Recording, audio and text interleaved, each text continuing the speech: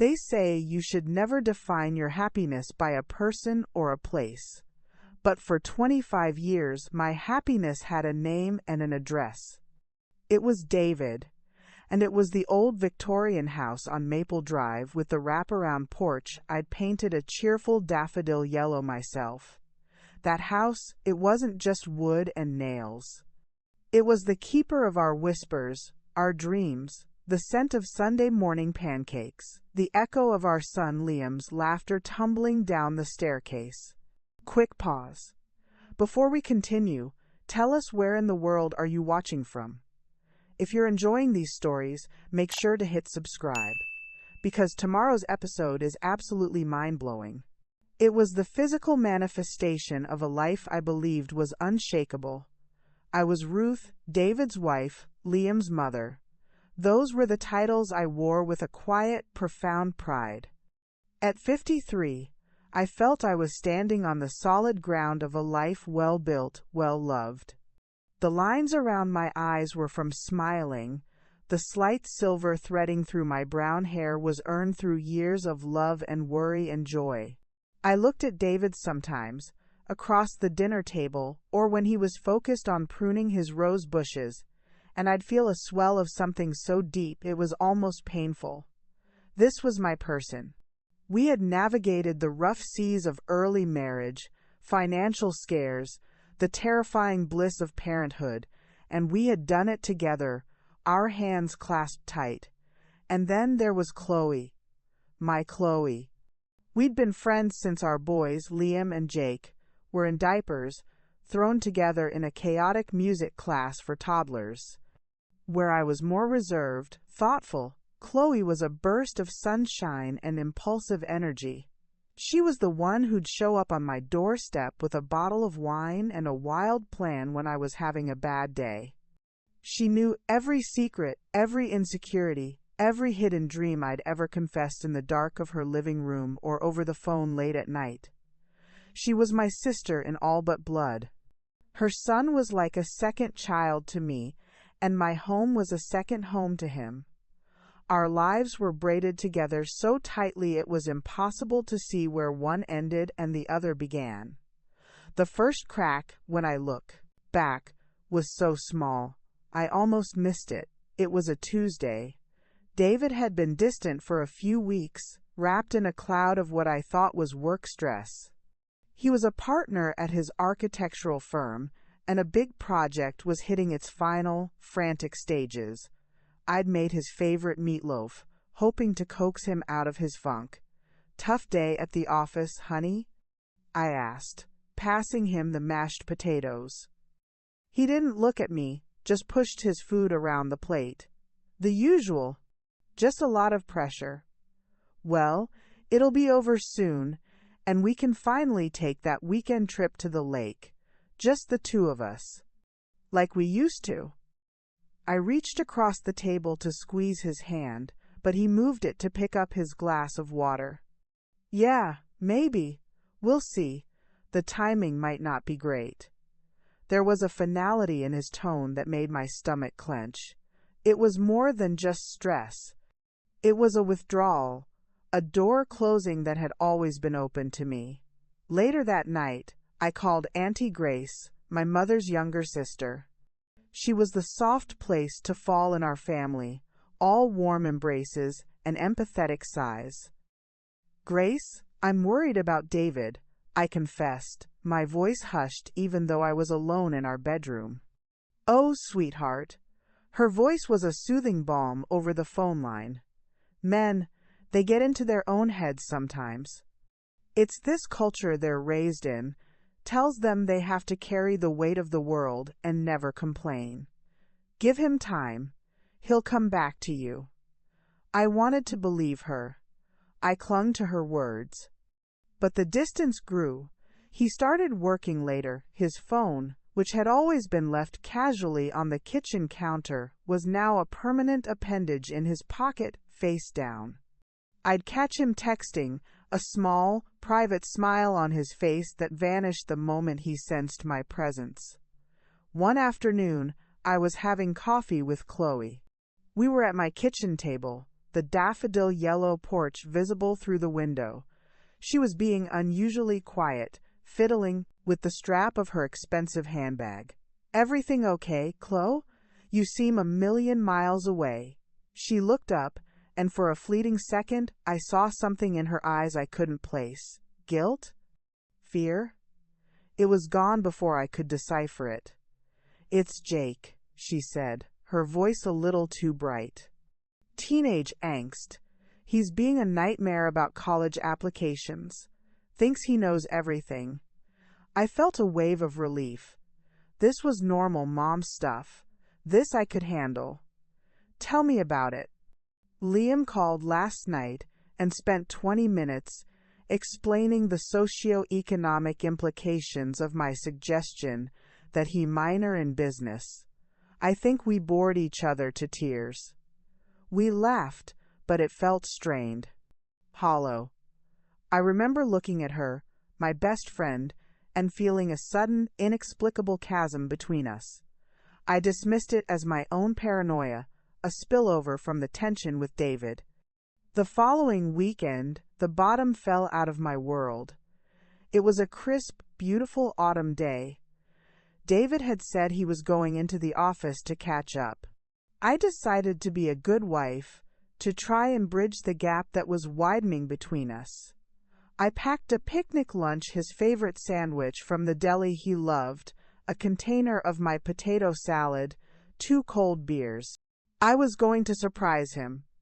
I drove downtown, the leaves a brilliant fire of red and orange. I felt hopeful. This was a gesture of love, a reminder of us. I parked and walked towards his office building, the picnic basket swinging in my hand. And that's when I saw them. They weren't in his office. They were outside a little boutique hotel 2 blocks away, a place I knew for a fact did not host architectural seminars. David and Chloe. They were standing by the entrance, not touching, but the space between them was electric, intimate. He leaned in, said something that made her throw her head back and laugh, a laugh I knew as well as my own. Then he reached out and tucked a strand of her blonde hair behind her ear. It was a gesture of such familiar tenderness, one I'd seen him perform 1,000 times on me. The world tilted. The sounds of the city, the cars, the chatter, the distant siren muffled into a dull, roaring silence. The picnic basket slipped from my numb fingers, the glass container of potato salad shattering on the pavement with a sound like a gunshot. They both turned. The look on David's face wasn't just shock. It was devastation. The look on Chloe's was pure, unadulterated terror. I didn't scream. I didn't cry. I just stood there, rooted to the spot, watching the 2 pillars of my life crumble to dust before my eyes. The house on Maple Drive, the daffodil yellow porch, the 25 years of whispers and dreams. It was all just sawdust, blowing away in the wind. David took a step towards me. "Ruth." I turned and walked away. I left the shattered glass and spilled food on the sidewalk. I left them standing there. I walked back to my car, got in, and drove. I don't know how I made it home. I just remember sitting in my driveway, in the shadow of the house we built, for a very, very long time, the silence in the car so heavy I thought it might crush me. The first tear didn't fall until I saw, through the kitchen window, the message light on the home phone, blinking a frantic, red, accusing eye in the gathering gloom. The week that followed was a blur of a strange, suspended agony. David moved out to a hotel, his explanations a jumbled mess of cliches I could have written myself. "It just happened. I never meant to hurt you. It wasn't about you, Ruth. It was about me feeling lost." Each phrase was a fresh twist of the knife. He looked wretched, his handsome face drawn and pale, but all I could see was the way he had tucked her hair behind her ear. That single, intimate gesture had rewritten our entire history. Chloe, Chloe didn't call. She didn't text. She sent one email, a long, rambling, cowardly message filled with self-justification. Ruth, I'm so sorry. We tried to fight it. It was a force of nature. We didn't want to hurt you. You're so strong. You'll get through this. Our friendship has meant the world to me. I read it once, then deleted it, feeling physically ill. Her silence, her absence, was a louder betrayal than any words she could have written. The person who did come, who let herself into my house with her own key and found me still in my bathrobe at 3 in the afternoon, was Auntie Clara. She was my father's sister, a woman forged from steel and unsentimental pragmatism. Where Grace was a soft quilt, Clara was a cold, sharp blade. She took one look at me, huddled on the sofa with a cold cup of tea and her lips pressed into a thin line. She walked to the kitchen, put the kettle on, and came back, standing over me with her hands on her hips. "All right, Ruth, that's enough of this," she said, her voice not unkind, but firm. "The world has not ended. It feels like it has, I know. But it hasn't." I looked up at her, my eyes swollen and raw. "Clara, he, and Chloe, my Chloe. I know. Grace told me. A snake and a viper, the pair of them. You're well rid of them."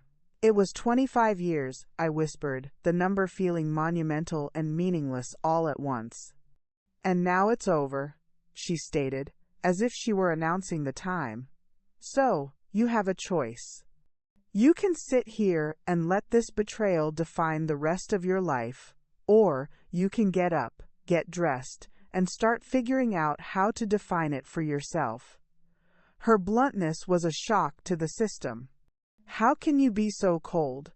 "I'm not cold, Ruth. I'm practical. Grief is a luxury you cannot afford right now. Not yet. First you secure your borders, you get a lawyer. A good one, a shark, not some friendly neighborhood mediator. You fight for what is yours, this house, your financial security, everything." The kettle whistled. She went and made 2 strong cups of tea, adding 2 sugars to mine, the way I liked it. She thrust the mug into my hands. "Drink, then shower." I did as I was told. The hot tea, the simple, direct orders, they grounded me. The paralyzing fog of shock began to recede, just a little, replaced by a cold, hard knot of anger in my stomach. The next day, Grace came over. She didn't offer platitudes. She just held me while I finally, properly sobbed, great, heaving cries that felt like they were tearing me apart from the inside. She stroked my hair and let me fall apart. When the storm had passed, she helped me clean the house, which had started to gather the dust of my despair. Sitting with my 2 aunties that evening, a strange kind of war council in my living room, I started to feel a flicker of something other than pain. Resolve. "Clara's right, honey," Grace said softly. "You need a lawyer. My friend Eleanor's daughter, Sarah, she's a divorce attorney. They call her the Barracuda in certain circles. She's who you want in your corner." Clara nodded in grim approval. "Good. You call her tomorrow. And you change the locks. Today." I called Sarah Jenkins the next morning. Her voice on the phone was calm, confident, and devoid of pity. She asked sharp, direct questions. When I told her about the affair with my best friend, she didn't gasp or offer sympathy. She simply said, "Good, that's leverage. Adultery still matters in this state. Bring me every financial document you can find. Bank statements, tax returns, mortgage papers, everything." Following her instructions gave me a purpose. I became a detective in my own life, pulling files from David's office, accessing online accounts. It was during this grim archaeology that I found the first real, tangible evidence of the depth of the deception. A series of credit card statements for an account I didn't know he had. Charges for expensive dinners at restaurants he'd told me he was taking clients to.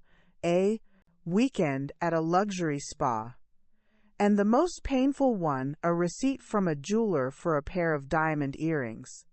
The date was 2 days before my birthday. He had given me a generic gift card to a bookstore that year, saying money was tight with the project. I showed it to Sarah during our first meeting. She looked at the paper, then at me. "This is good, Ruth. This shows a pattern of financial deception and dissipation of marital assets. It shows the court his character. It shows he bought her diamond earrings while giving me a piece of plastic," I said, my voice flat. "Precisely," she said. "We'll use it." The legal battle was brutal. David, through his own lawyer, fought back. He claimed the house was his because his income had paid the mortgage, even though my part-time salary and inheritance had paid for the massive renovation that doubled its value.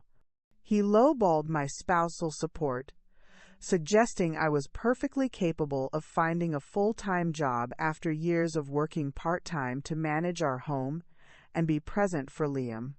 Chloe was never mentioned by his legal team. It was as if she didn't exist.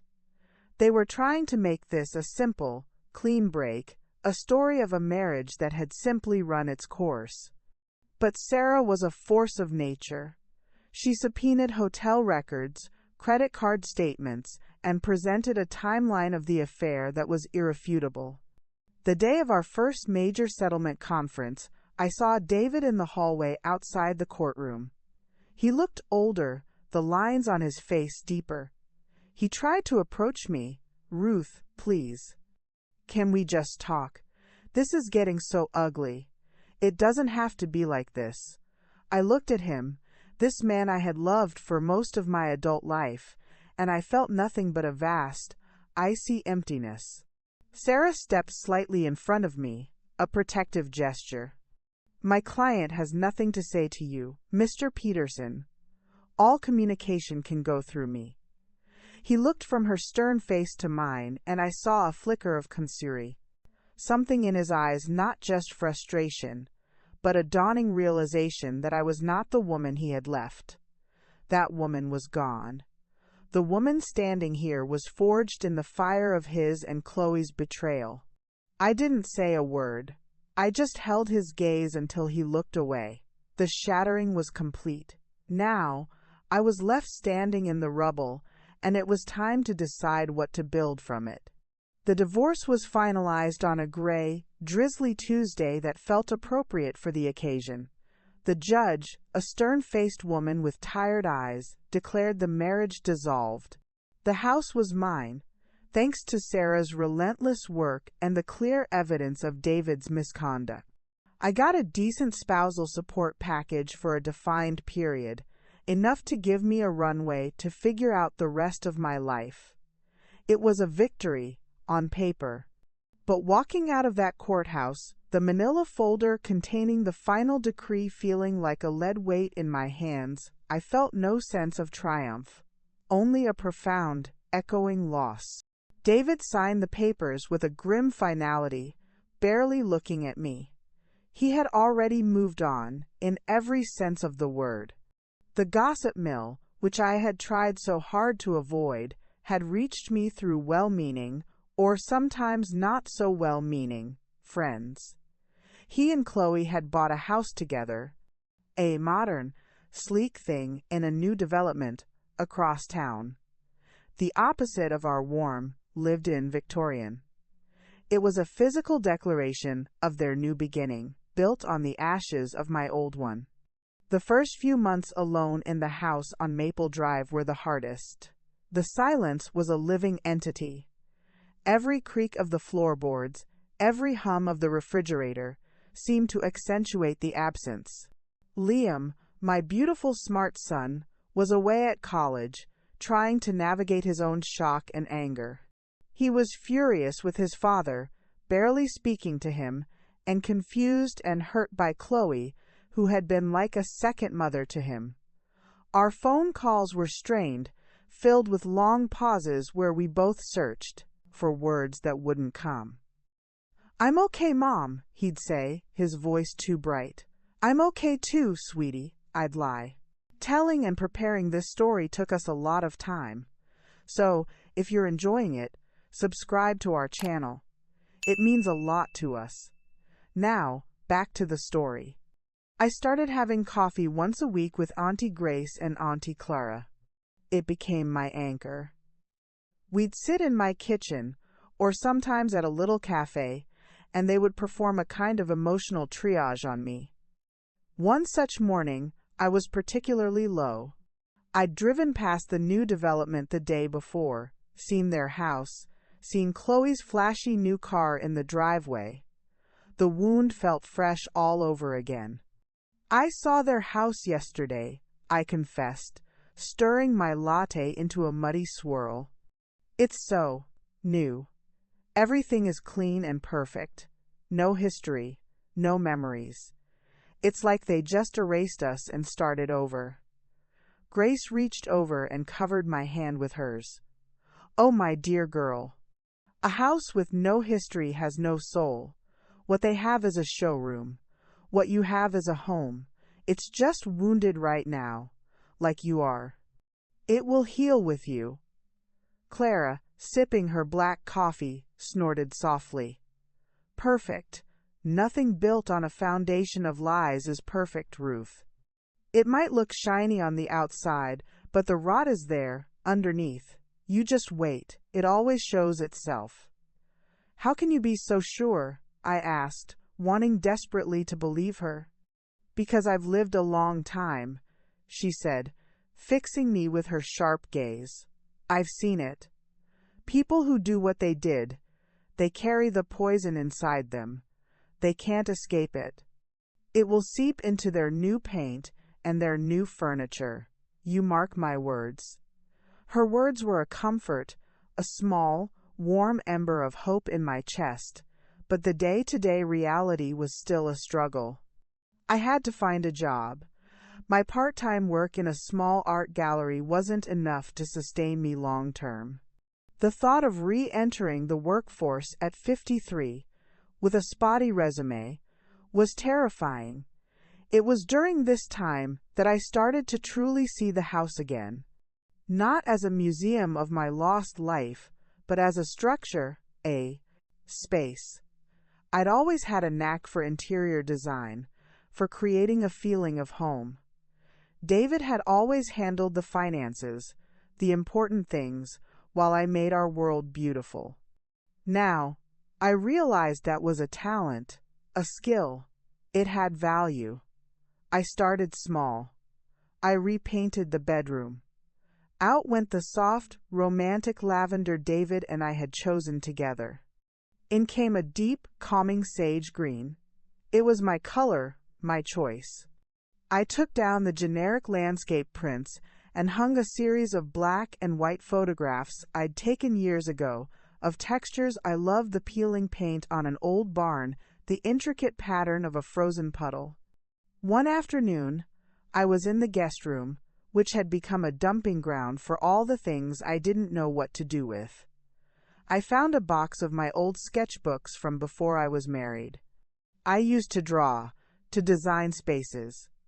It was a dream I'd let fade, put aside for the more practical concerns of building a life with David. Sitting on the floor of that dusty room, I flipped through the pages. The drawings were youthful, ambitious, full of ideas.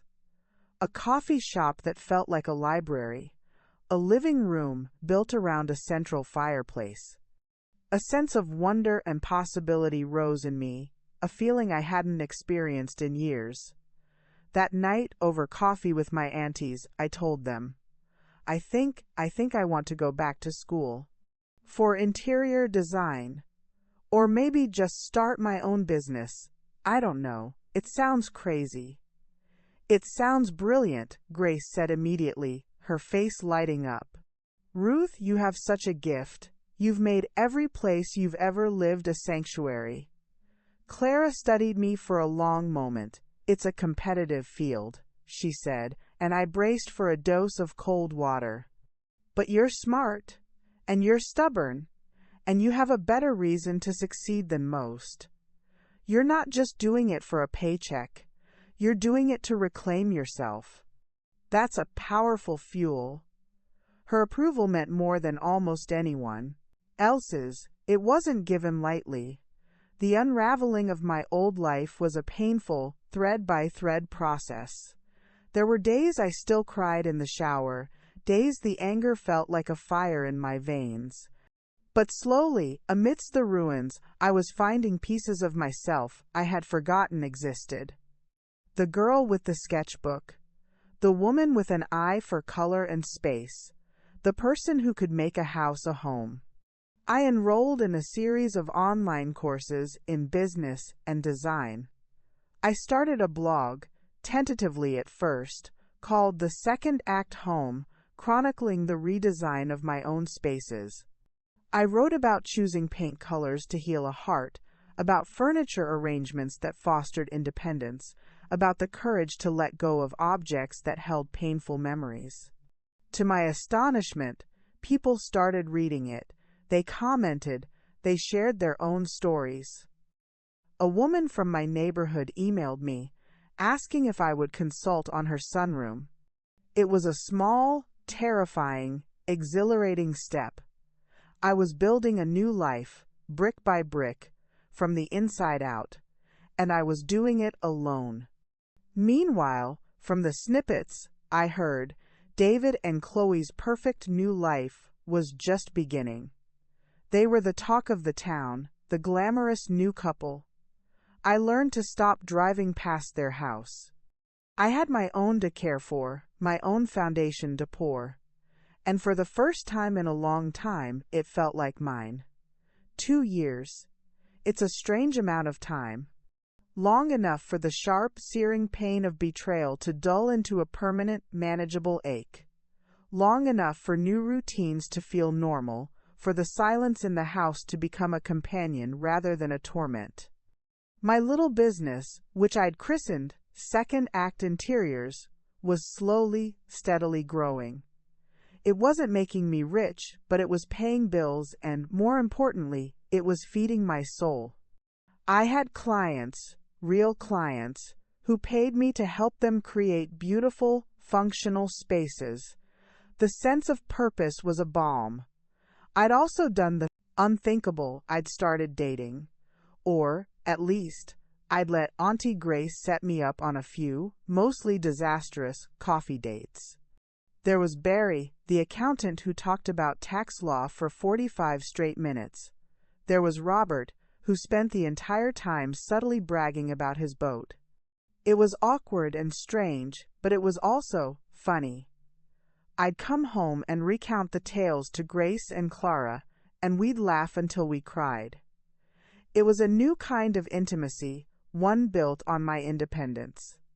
Liam was doing better too. He'd found his footing at college and had a serious girlfriend he was crazy about. He visited more often, and our relationship had deepened, evolving into one between two adults. He was proud of me, my fiercest champion. "Look at you, Mom, you're a boss," he'd say, and my heart would swell with a pride I'd earned all on my own. Meanwhile, the spectacle of David and Chloe's life played out on a distant stage, the whispers reaching me in fragments.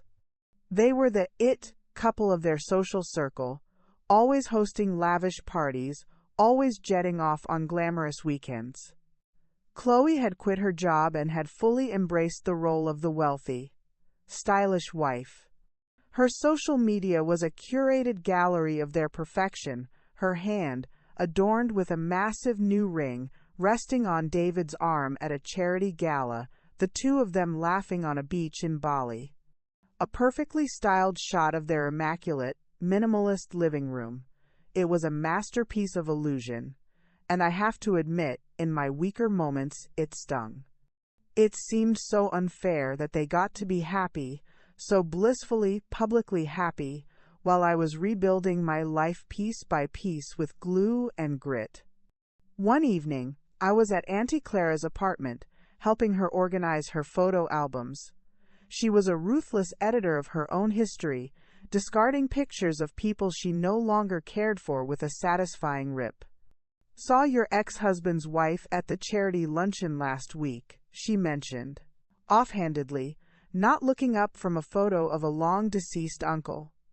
My stomach tightened, a Pavlovian response. "Oh, dripping in diamonds. Looks like she raided a chandelier."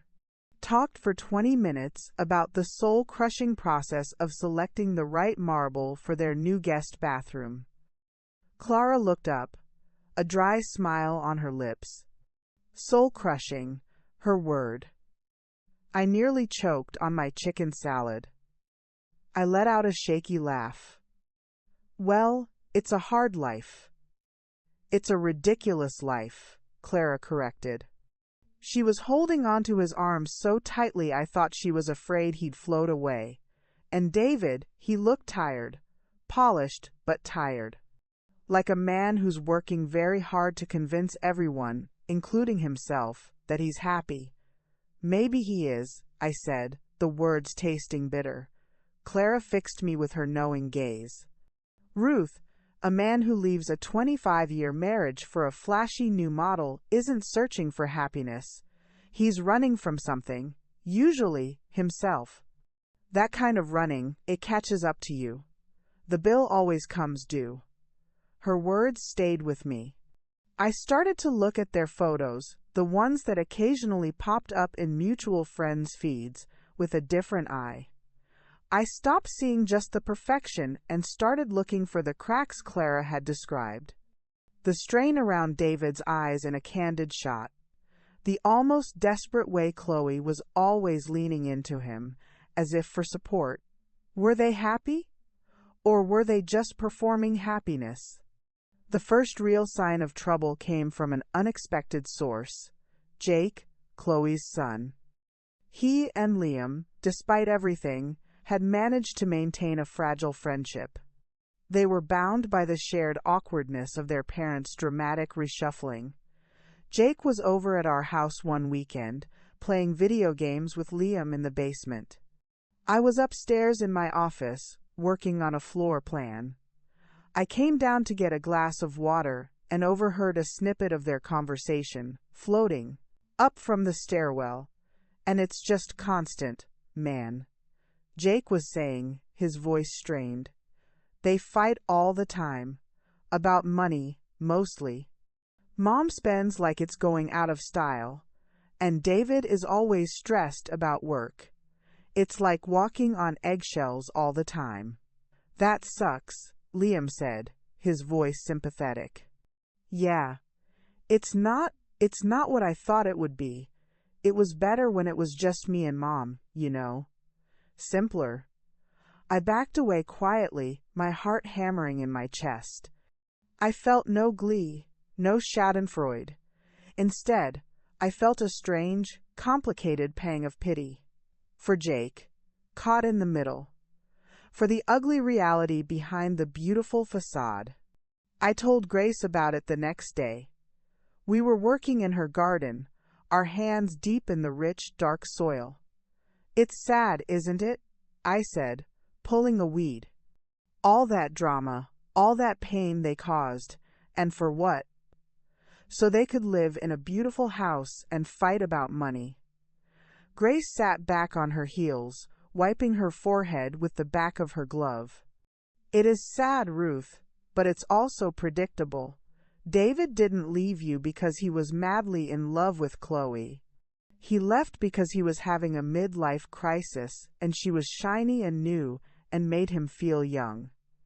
And Chloe, I think she was always a little in love with your life, with your stability, your home, your husband.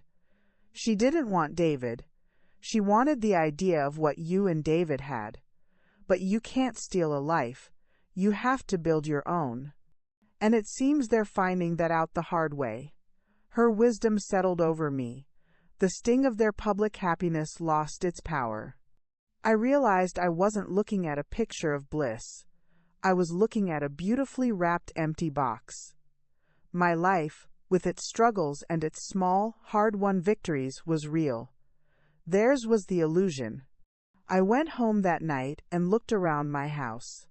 The sage-green bedroom, the blog post draft on my computer, the sketch for a client's sunroom on my desk.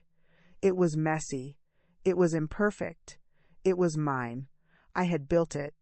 And for the first time, I truly felt that what I had was more valuable than what they had lost. The facade they presented to the world no longer had any power over me.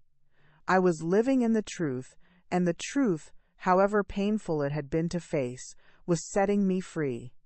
The universe, I've found, has a way of delivering news. Sometimes it's a gentle whisper, sometimes a thunderclap. The news about David and Chloe's unraveling came in the form of my son, Liam, home for spring break, his brow furrowed with concern that was layered over a deep-seated anger he still carried. We were in the kitchen, and I was teaching him how to make my mother's pasta sauce, a ritual I'd always cherished. The air was thick with the smell of garlic and simmering tomatoes. "I talked to Jake last night," he said, chopping an onion with more force than was strictly necessary. "Things are not good over there." I stirred the sauce, keeping my voice neutral. "Oh? Yeah. Apparently, David's firm lost a major client, a huge one, like, threatening the stability of the company huge." I stopped stirring. This was more than marital squabbles. This was serious. David's identity was so tied up in his job, in being the successful provider. A hit like that would be catastrophic for him. When did this happen? A couple of months ago, I guess. Jake said David's been a nightmare to live with. Paranoid, snapping at everyone. And Chloe, she's panicking. Jake said she's talking about maybe having to downsize, which sent her into a spiral. She bought a new car last week. I blinked. She bought a new car? When they're talking about downsizing? Liam gave a bitter laugh. Yeah. Jake said it was like a declaration of war. They had a huge fight about it. David accused her of being financially irresponsible, of not understanding the pressure he's under. She screamed back that it was a failure, that he'd promised her a certain life, and now he was taking it away from her. The words hung in the air, ugly and sharp. Failure. It was the word David feared most. For Chloe to wield it against him. That was a wound that would not easily heal. "That's terrible," I said softly, meaning it. It was one thing to know their marriage was built on sand. It was another to hear the waves crashing against it. "Serves them right," Liam muttered, his jaw tight. "After what they did to you." I put down the wooden spoon and went to him, putting a hand on his arm. "Liam, sweetheart, holding on to that anger, it hurts you more than it hurts them. What they did was awful, unforgivable in many ways, but watching their lives fall apart doesn't bring me joy. It just feels tragic." He looked at me, his eyes, so like his father's, filled with a confusion I understood all too well. "How can you say that, Mom? After everything?" "Because I'm free of it, honey. I'm free of him. I have my own life now. And being angry at their misfortune is like drinking poison and expecting them to get sick." I cupped his face. "Your anger on my behalf, it means the world to me. But I need you to be okay. I need you to let it go for your own sake." He leaned into my touch for a moment, then sighed, the fight going out of him. "I'll try, Mom." The gossip soon confirmed everything Liam had heard. The story of David's failing firm and Chloe's extravagant spending became public knowledge. I heard it from a neighbor at the grocery store. "Oh, Ruth, have you heard? David's company is in such trouble. And that wife of his, she just doesn't seem to care. It's all so sad." I just nodded, offering a non-committal smile. I refused to engage. Their drama was no longer mine. A few weeks later, I was having my weekly coffee with my aunties.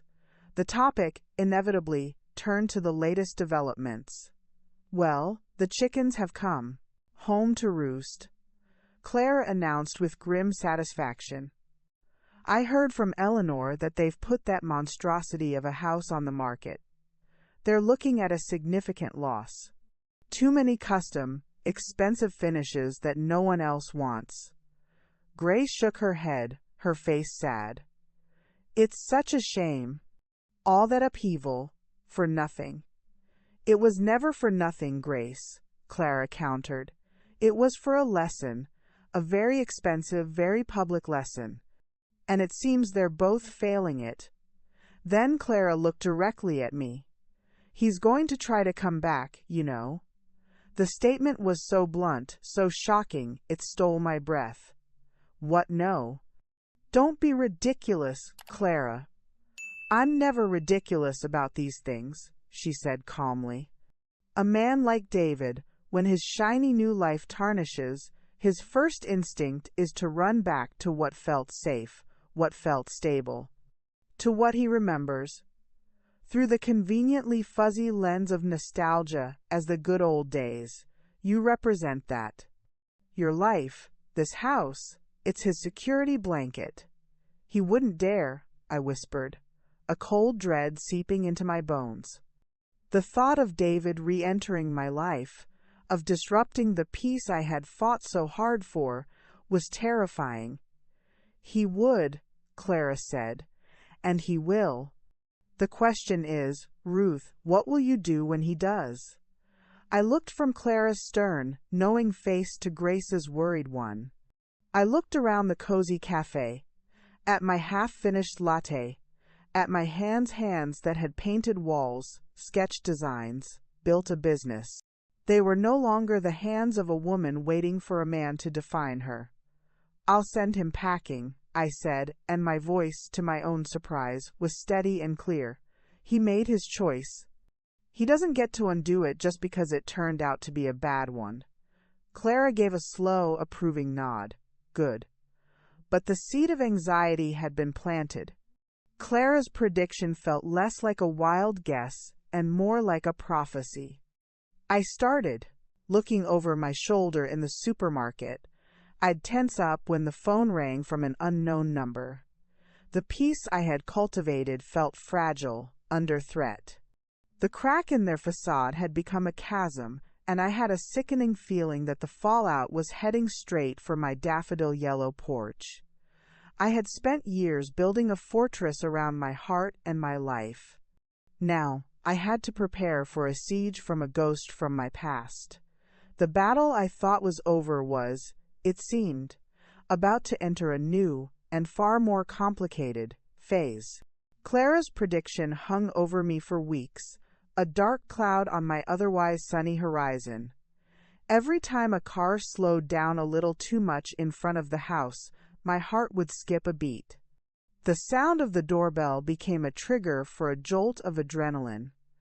I was living in a state of low-grade alert, and I hated it. I hated that David, even in his absence, still had the power to disrupt my peace. I doubled down on my life. I took on a new, challenging client, a couple who wanted to transform a dark, cramped old house into a bright, open-plan home. It was exactly the kind of project I loved, requiring vision and grit. I spent my days poring over fabric swatches and floor plans, my evenings writing for my blog, which now had a small but dedicated following. I was building something real, something that could not be taken away from me by anyone's failure or regret. Then, one rainy Thursday evening, it happened. I was curled up on the sofa, a soft blanket over my legs, a mug of tea in one hand and a book in the other. The wind was rattling the window panes, and the sound of the rain was a steady, soothing drum on the roof. I was deeply engrossed in my novel, the house quiet and warm around me. Knock, knock, knock. 3 firm, Hesitant raps on the front door. My head snapped up. It was past 8. Nobody I knew would just stop by unannounced. Liam was back at college. My aunties always called first. A cold trickle of dread ran down my spine. Clara was right. I sat perfectly still, hoping whoever it was would go away. The knock came again, more insistent this time. Slowly I put down my book and my tea. I walked to the front door, my bare feet silent on the hardwood floor. I didn't turn on the porch light. I peered through the peephole, and there he was, David. He was standing on my porch, silhouetted against the gloomy twilight, his collar turned up against the rain. He looked awful. Not just tired, but hollowed out. The confident, polished man was gone, replaced by someone who seemed shrunken, defeated. His shoulders were slumped, and rainwater dripped from his hair. He looked like a lost little boy. My hand went to my throat. 1,000 emotions warred inside me: shock, anger, pity, and a fierce, protective instinct for the sanctuary of my home. For a long moment, I considered not answering. I could just walk away, back to my book and my tea, and pretend he wasn't there. He had forfeited his right to my time, my attention, my compassion. But then he knocked again, a soft, almost pleading tap this time, and I knew I had to face this. I had to show him, and myself, that I was not the woman he had left. I was Ruth, who had survived. I was Ruth, who had built a new life. I took a deep, steadying breath, smoothed down my sweater, and unlocked the door. I opened it just enough to see him clearly, but not as an invitation to enter. The cool, damp air rushed in. We stood there, staring at each other across the threshold of the house we had once shared. The silence was thick, broken only by the sound of the rain. "Ruth," he finally said, his voice raspy, raw. "David." My voice was calm, neutral, a miracle. Can I come in?" he asked, his eyes pleading. "Just for a minute. I need to talk to you." "I don't think that's a good idea," I said, my grip tightening on the doorframe. "Please," he said, and the word was filled with such naked desperation it was almost shocking. 5 minutes, that's all I ask. I'm not doing well, Ruth." I looked at him, this broken man on my porch, and a part of me, the part that had loved him for 25 years, ached. But a stronger part, the part that had been forged in fire, held firm. This was my territory, my rules. "You can talk from there," I said. "I'm listening." He flinched as if my words were a physical blow. He clearly hadn't expected this cool, composed version of me. He'd expected tears, or yelling, or perhaps the soft, forgiving woman he remembered. He had not expected a fortress. He ran a hand through his wet hair, his gaze dropping to the floorboards of the porch. "It's all fallen apart, Ruth. The firm, we're probably going to have to declare bankruptcy. The house, we lost it, the bank foreclosed." I said nothing, I just waited. He looked up, his eyes searching mine for a reaction. "And Chloe, it's over. We're over. It was over. Before it even began, I think. It was all a terrible, terrible mistake." The word hung in the air between us. Mistake. Such a small, inadequate word for the nuclear bomb he had dropped on my life. "I see," I said, my voice still dangerously calm. "Ruth, I was a fool," he said, his voice cracking. "A blind, selfish fool. I threw away the best thing that ever happened to me. I threw away you. I threw away our family, our life. For what? For an illusion. For a fantasy. I don't even know who I am anymore." He was crying now, quiet, hopeless tears that mixed with the rain on his face. The sight was profoundly unsettling. I had never seen David cry. Not when his father died, not when we struggled to have Liam. He was always the stoic one, the rock. To see him so completely shattered was a testament to how far he had fallen. "I think about you every day," he whispered, his voice thick with emotion. "I think about this house, the life we had, the peace, the love. I was such an idiot to walk away from it. I don't expect you to forgive me. I know I don't deserve it. But I had to come here. I had to see you. I had to tell you that I'm sorry. I am so sorry for the pain I caused you." He looked at me, his eyes begging for absolution, for a shred of the comfort he remembered. I looked back at him, at the man who had been my husband, my partner, my betrayer. I felt the ghost of all that pain, but it was a ghost. The living, breathing reality was the woman standing in the doorway, strong and whole. "David," I said, my voice soft but unwavering. "I accept your apology." A flicker of hope, wild and desperate, lit his face. I continued, "But an apology doesn't change anything. It doesn't undo the divorce. It doesn't rebuild trust. It doesn't give us back those 25 years. You made a choice. You chose to leave. You chose to build a life with someone else. And those choices have consequences." The hope in his eyes died. "I know," he mumbled. "This," I said, gesturing to the space behind me, the warm, lit hallway, "this is my life now. I've worked very hard for this peace, and you don't get to come back here because your other options didn't work out. This isn't your fallback plan. This is my home." He stared at me, truly seeing me for the first time since he'd arrived. Seeing the strength, the resolve, the unshakable peace I had carved out for myself. "I understand," he said quietly, his shoulders slumping even further in defeat. "I hope you find your way, David. I genuinely do. But you won't find it here." I didn't wait for a response. I gave him one last, long look, then slowly, firmly closed the door.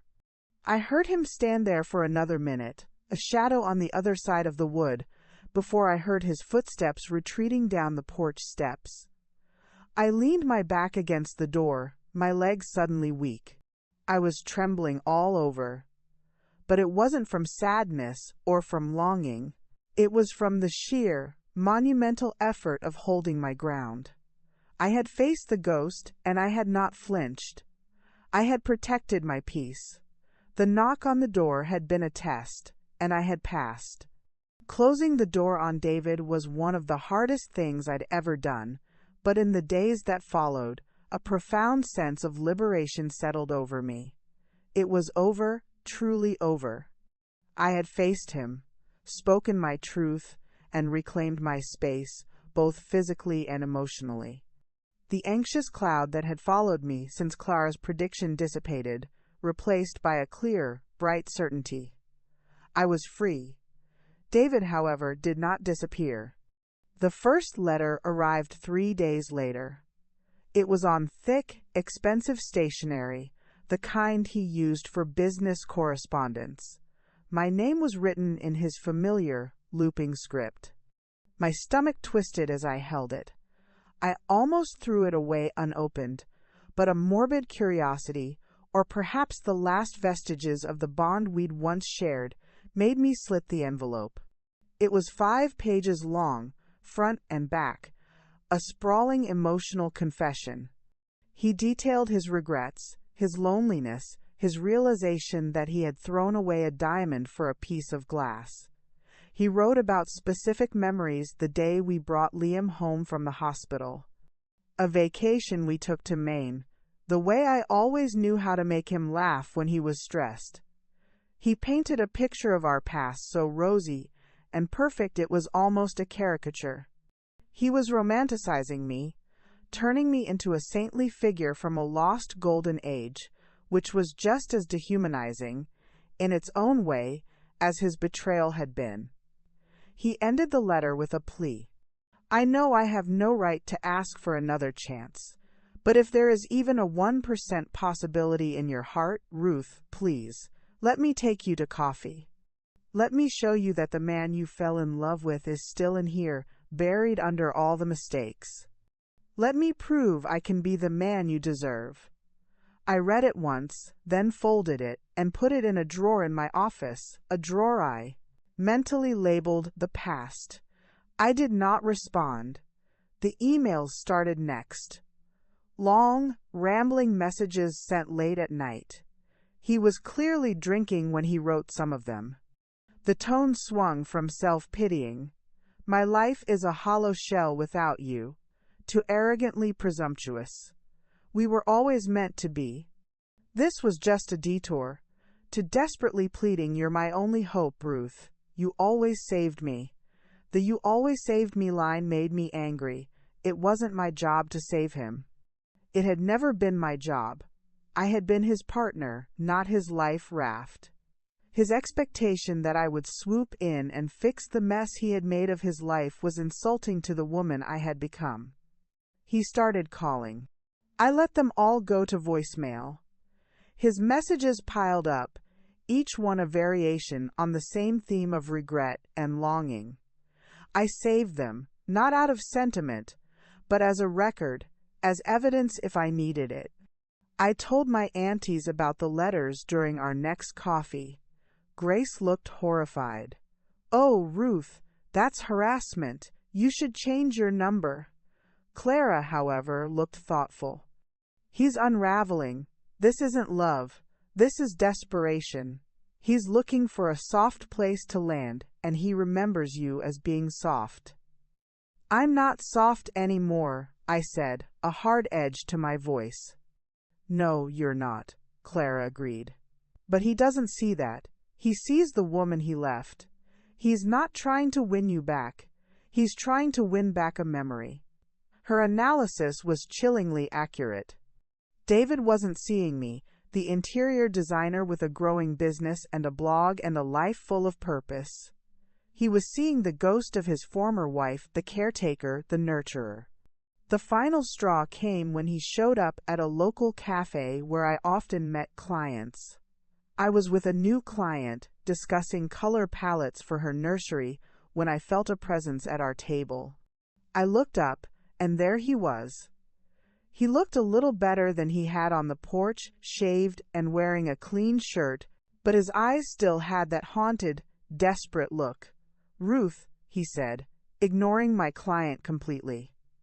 "I saw you through the window. I got your email." I had sent no email. This was a lie, a pathetic gambit to create a scene, to force a conversation in public where he hoped I would be too polite to make a scene. My client, a sweet young woman named Anna, looked between us, confused and uncomfortable. I kept my voice calm and polite. "David, I'm in a meeting. This is not appropriate. Please, just 5 minutes. That's all I ask. I'll wait." He gestured to an empty table nearby. "No," I said, my tone leaving no room for argument. "You will not wait. You will leave. Now." The desperation in his eyes flickered into something else: frustration, anger. He wasn't used to being denied. "Ruth, for God's sake, I'm trying here. I'm pouring my heart out to you. What more do you want from me?" The cafe had gone quiet. All eyes were on us. I felt a hot flush of embarrassment, but also a cold, clear fury. He was trying to manipulate me, to use public pressure to get his way. I stood up, my chair scraping loudly on the floor. I looked him directly in the eye, my voice low but carrying in the silent room. "I want you to respect my wishes, David. I want you to stop the letters, the emails, the calls, and showing up unannounced in my life. I was clear with you. There is no second chance. There is no going back." This, I gestured between him and me, is over. Permanently. If you contact me again outside of a direct emergency regarding Liam, I will consider it harassment and I will take the appropriate legal steps. Do you understand me? He stared at me, his face a mask of shock and humiliation. He had not expected this. He had expected a quiet, private conversation, or perhaps tears. He had not expected to be publicly dressed down by the woman he still thought of as his wife.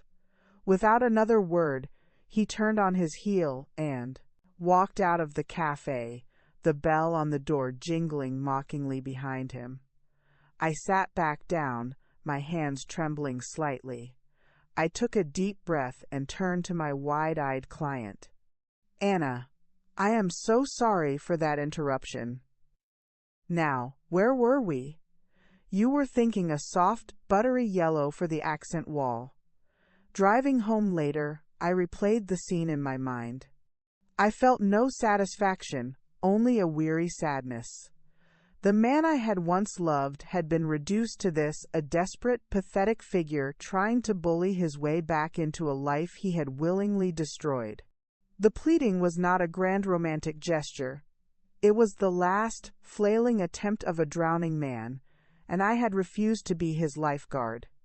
My own shore was too valuable, too hard-won, to risk being pulled back into his stormy sea. The chapter was closed. It was time for him to accept it, and for me to truly move on.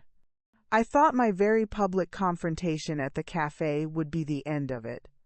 I had drawn a line in the sand so deep and so clear it felt permanent. For a few weeks, the silence from David was a blessed relief. No letters, no emails, no phantom presences in coffee shops. I could breathe again. I poured myself into my work, into my home, into the quiet joy of my own company. Peace, however, is a fragile thing, and the universe, it seems, has a perverse sense of timing.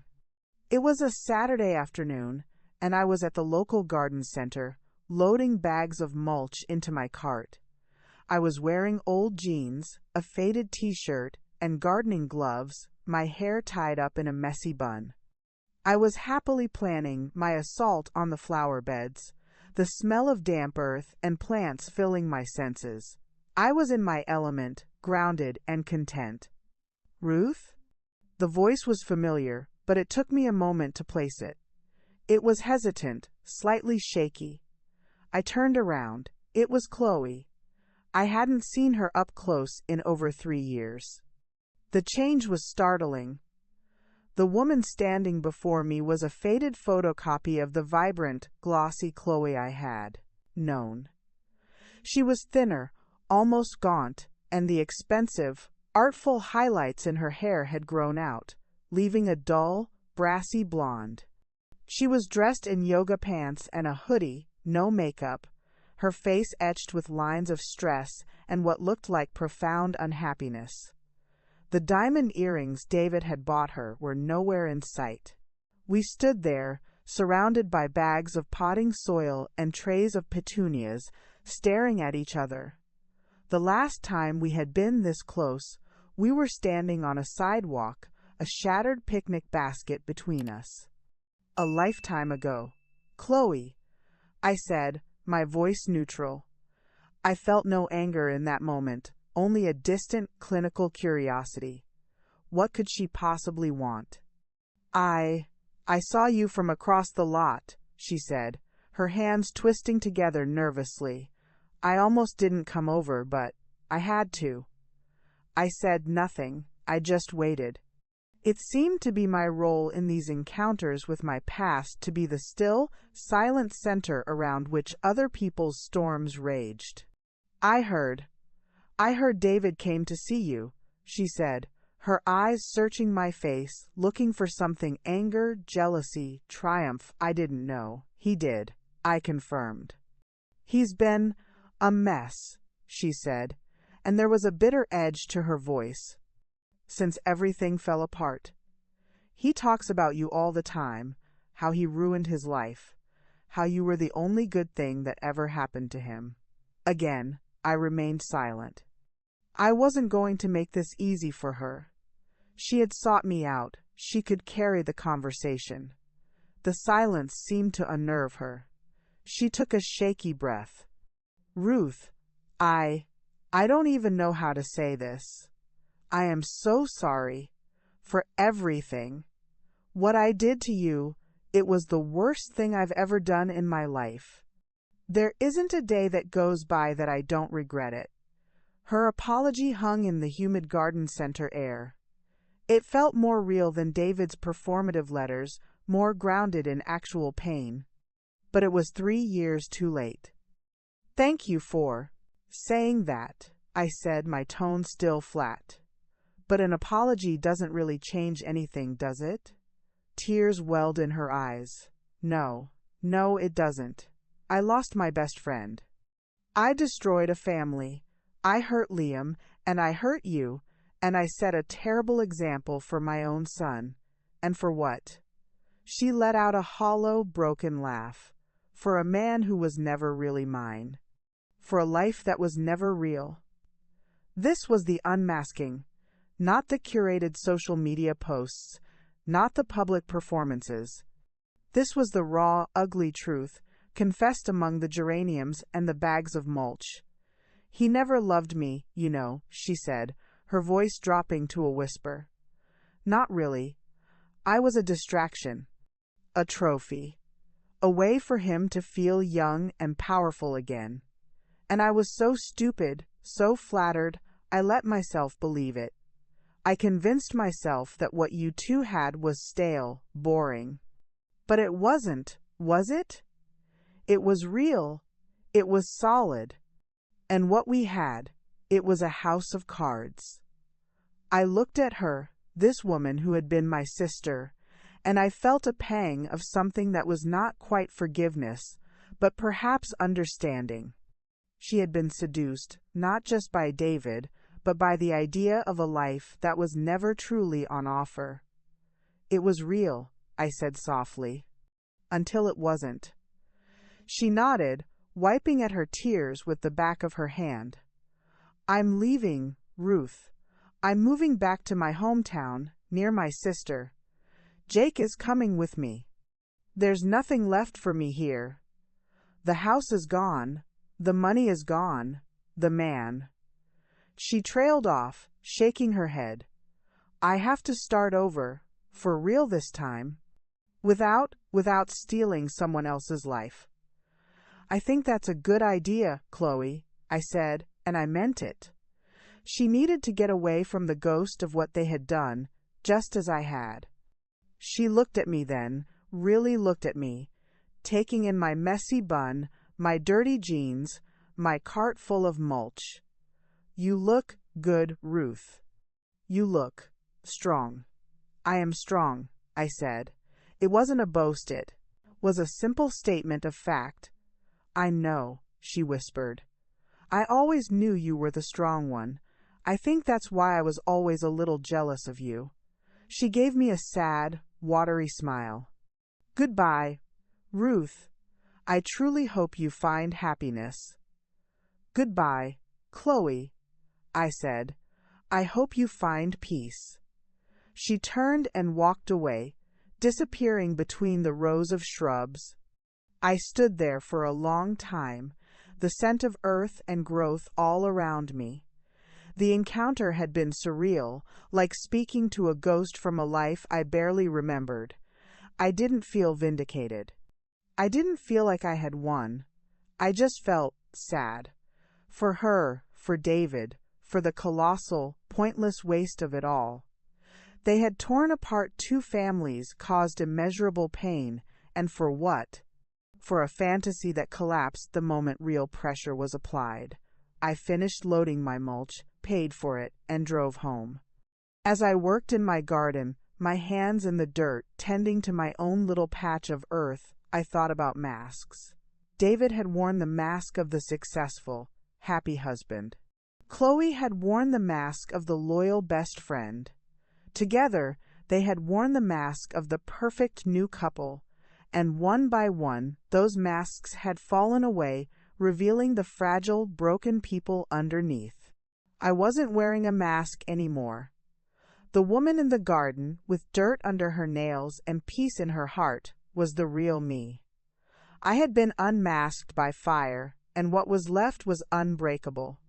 The past had come, it had pleaded, it had unmasked itself, and it had left. And I was still standing, rooted in my own life, stronger than ever. The encounter with Chloe had left me with a strange, unsettled feeling.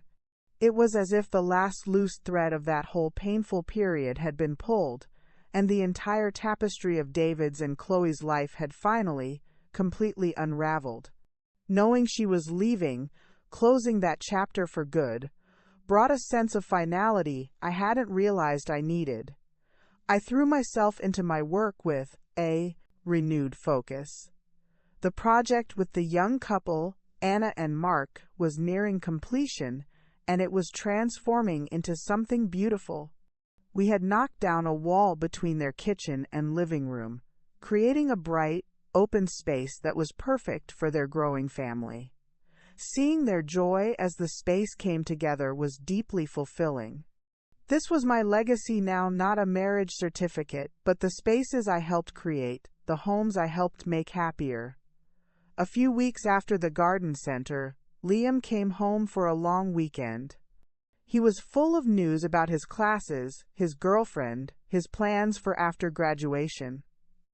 It was wonderful to see him so vibrant and sure of himself. We were sitting on the daffodil yellow porch, drinking iced tea, when he brought up his father. "I talked to Dad yesterday," he said, his tone careful, neutral.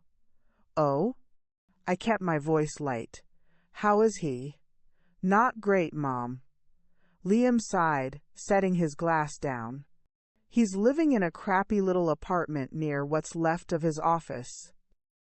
He sounds defeated, like all the fight's gone out of him.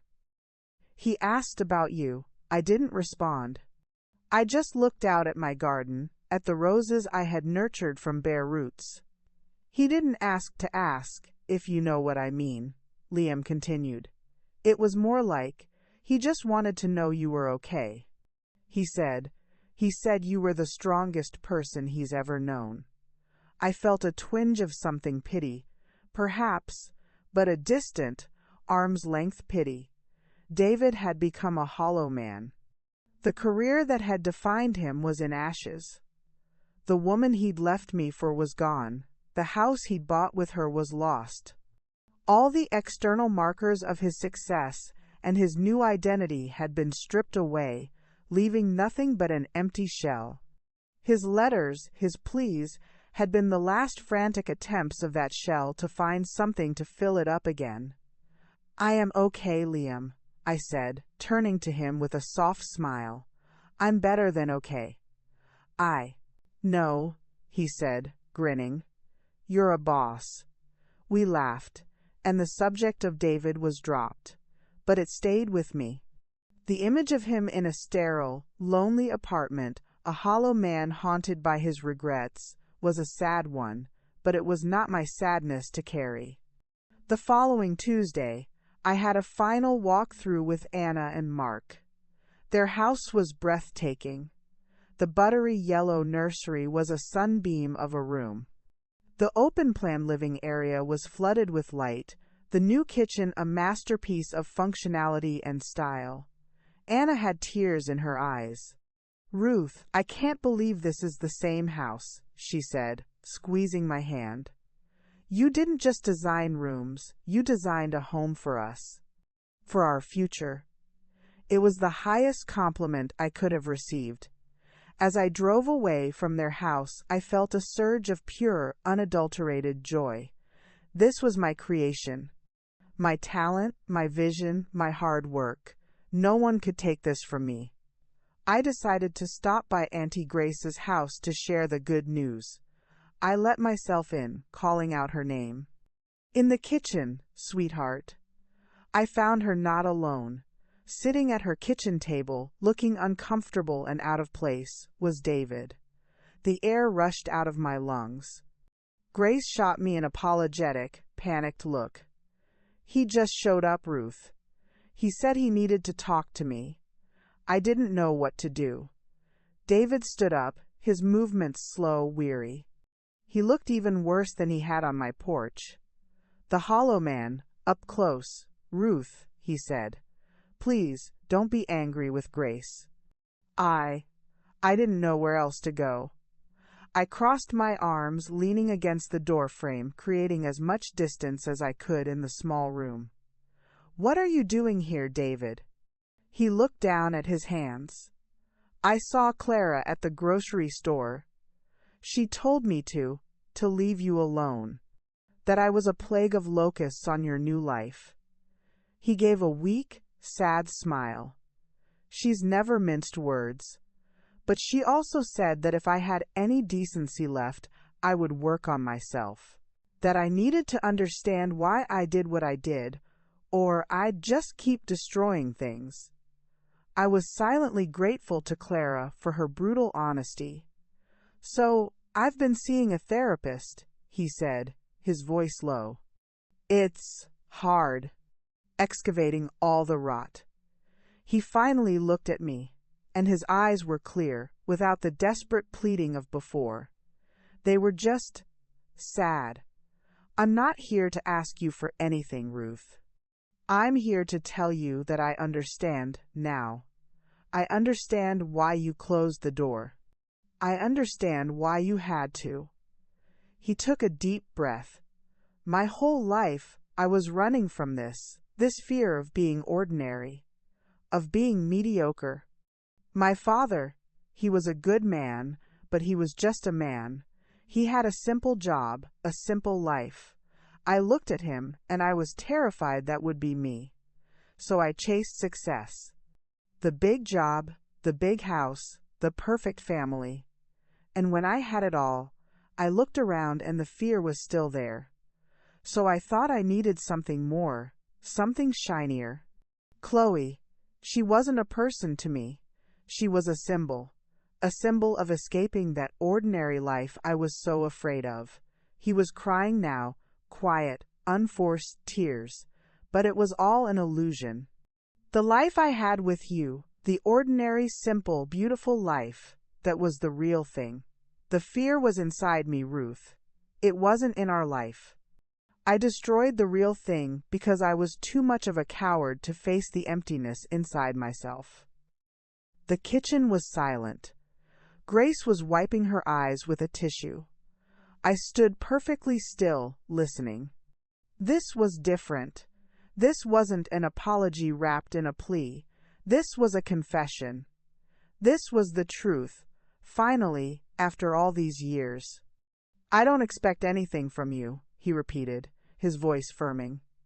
"I just needed you to know that I get it now. I see the man I was, and I am so ashamed.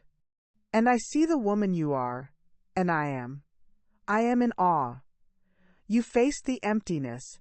You built a new life from the ground up. You are everything I was too weak to be." He looked at me, his gaze clear and direct. "I am sorry, Ruth, for all of it, for the pain, for the betrayal, for not being the man you deserved. You were, and you are, an extraordinary woman, and I was a fool." He nodded to Grace, then to me. "Thank you for listening." And then he turned and walked out of the kitchen. We heard the front door open and close softly. Grace let out a long, shuddering breath. "Oh, my Lord." I slowly uncrossed my arms, my mind reeling. The Hollow Man had finally seen his own hollowness. He had stopped trying to fill it with me, or with Chloe, or with success, and was finally starting to look inside. It was the first truly unselfish thing he had done in years. I didn't run after him. I didn't call him. There was nothing left to say. But the anger I had been carrying, the last lingering residue of bitterness, it finally loosened its grip and floated away. He was no longer a monster in my story, or a pathetic figure to be pitied. He was just a man. A flawed, broken man who was finally beginning his own long, hard road back to himself. My road had led me to a sunny porch and a fulfilling career. His road had led him to a therapist's office and a lonely apartment. We were both where we were meant to be. The hollow man had spoken his truth, and in doing so, he had set us both free. Life has a way of settling into new patterns, like water finding its level after a storm. Once the chaos had ebbed, David working through his guilt, Chloe leaving town, my world finally exhaled. The tension that had once hummed in the background of every thought softened into quiet. What remained was a strange, peaceful emptiness, the kind that isn't loneliness exactly, but the unfamiliar stillness that follows when the noise of crisis fades away. For the first time in years, my mornings belonged entirely to me. I'd wake to sunlight filtering through linen curtains, the scent of coffee drifting through the kitchen. My schedule wasn't dictated by anyone else's moods or mistakes. I'd sit by the window, journal open, write a few scattered lines about color palettes or gratitude, and then get to work. My business second act interiors was blossoming beyond my expectations. Word of mouth spread quickly in our town, where everyone knew everyone. I was no longer David's ex-wife or the woman who'd been betrayed. I was Ruth Peterson, designer. Clients booked weeks in advance. My work was being mentioned in small design blogs. The hotel lobby project became my biggest undertaking, yet full of challenge, late nights, and the thrill of creation. I loved the process, running my fingers through velvet and linen samples, comparing brass fixtures under different lighting, sketching floor plans late into the night with a mug of tea cooling beside me. Every design felt like a little resurrection, proof that something beautiful could be built from what once seemed broken. Still, when the projects wrapped and the tools were put away, there were long, quiet evenings. Liam was away at college, growing into his own life. My aunties, Grace and Clara, were busy with their bridge clubs, church events, and charitable committees. I was proud of my solitude, I truly was, but there were nights when the silence felt too sharp, when the television played only to keep me company. And that's when I began wandering back to the library. It wasn't a deliberate plan, more of a drift. Thursday nights, the library stayed open late, and it became a small, private ritual. I loved the smell of old paper, the hum of quiet conversation, the way the world outside seemed to slow down the moment I stepped through the doors. That's where I met Michael Evans. I was in the biography section, head tilted, reading spines, when a calm voice beside me said, "That's a good one, though a bit forgiving of its subject. Try this instead. It's honest without being cruel." I turned, surprised. The man beside me had kind, curious eyes behind wire-rimmed glasses. His gray hair was touched with silver at the temples, his expression open and intelligent. He held out another book, the same subject, different author. "Oh," I said, accepting it. "Thank you." He smiled slightly. "Michael Evans. I'm here most Thursdays. Occupational hazard of being a history professor, can't stay away from a new biography." "Ruth Peterson," I replied, shaking his hand. His grip was firm but gentle, his presence immediately easy. He hesitated for just a beat, then said, "I actually recognize your name. My sister Eleanor's friends with Grace. She mentioned you once said you were the designer behind Sarah Jenkins's office renovation."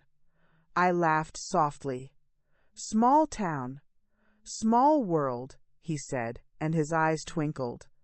"Sarah's office looks fantastic, by the way. She was showing it off last week." We ended up talking for 20 minutes about books, history, how biographies sometimes told more about the writer than their subject. His humor was dry, thoughtful, I found myself smiling in a way I hadn't in a long time, not the polite smile you give at networking events, but a genuine one. When I left the library that night, book tucked under my arm, there was a lightness in me I couldn't quite name. The next Thursday, I found myself glancing at the same section, half hoping, half dreading, and there he was. Standing exactly where I'd seen him last, flipping through a hardback with the kind of quiet focus that draws you in before you realize it. He looked up, smiled warmly. "I was hoping you'd be here," he said. "I finished that novel you mentioned. The ending was perfect. Bittersweet, but earned. And that was the beginning. Our Thursday meetings became something of a ritual. We'd browse, trade recommendations, then wander across the street to a cafe that stayed open late. We always ordered tea, as black, mine herbal, and sat by the window, talking until closing. It wasn't romantic, not yet. It was companionable, an exchange of minds. He told me about teaching at the community college, his love for old maps and forgotten stories. I told him about my clients, about finding color in people's lives again. He was a widower. His wife had died years ago, and he spoke of her not with tragedy, but gratitude. I admired that. At home later, I'd sometimes catch myself smiling while washing dishes, remembering something he'd said. It startled me, the realization that I could still feel that kind of spark, that quiet anticipation that comes from truly seeing someone and being seen back. When I told Auntie Grace about Michael, she nearly clapped her hands. "Michael Evans, oh, he's lovely. Eleanor's been trying to set him up for years, but he never bites." "It's not like that," I insisted, though I felt my cheeks warm. "We're just friends." Grace gave me a knowing look.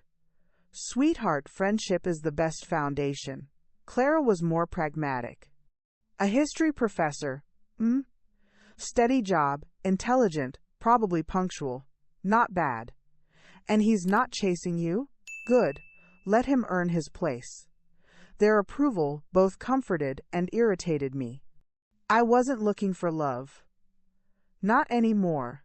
I'd built a life too precious to hand over lightly. But sometimes, on Thursday nights, when Michael would tilt his head just so as he listened, really listened to me talk, something in me softened. About 2 months later, he asked me to dinner. "A proper dinner," he said, smiling. "Not tea and scones. There's a little Italian place that plays jazz instead of pop music. I think you'll like it." For a moment, the old Ruth, the cautious one, the one who'd been hurt, hesitated. This was a threshold. A move from friendship into something quieter, but undeniably more intimate. But there was no fear in me this time. Just a calm curiosity. "I'd like that," I said. Dinner was lovely. The restaurant was candlelit, but unpretentious, red brick walls, soft music, the kind of place where conversation flowed easily. We shared antipasti and stories about our 20s. I told him about my first apartment and how I painted the walls sunflower yellow because I couldn't afford new furniture. He told me about traveling to Florence with his wife, how she used to sketch strangers in cafes. When the waiter brought dessert, we split tiramisu, laughing when we realized we'd both been saving the last spoonful for the other. Outside, under the street lamp, he turned to me. "Ruth, I've really enjoyed these past few months," he said. "Your friendship has been a light in my week, but I'd be lying if I said I didn't hope for more someday.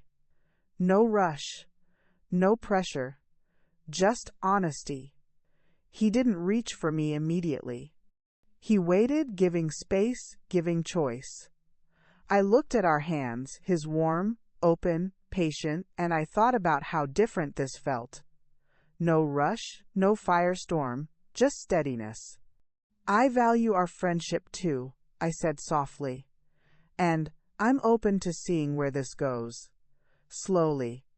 He smiled, a real, radiant smile, slow as perfect. He didn't try to kiss me. He simply squeezed my hand, and somehow that simple gesture said everything. That night, at home, I made tea and sat by the window. Outside, the wind rustled through the maple trees, scattering the first few autumn leaves.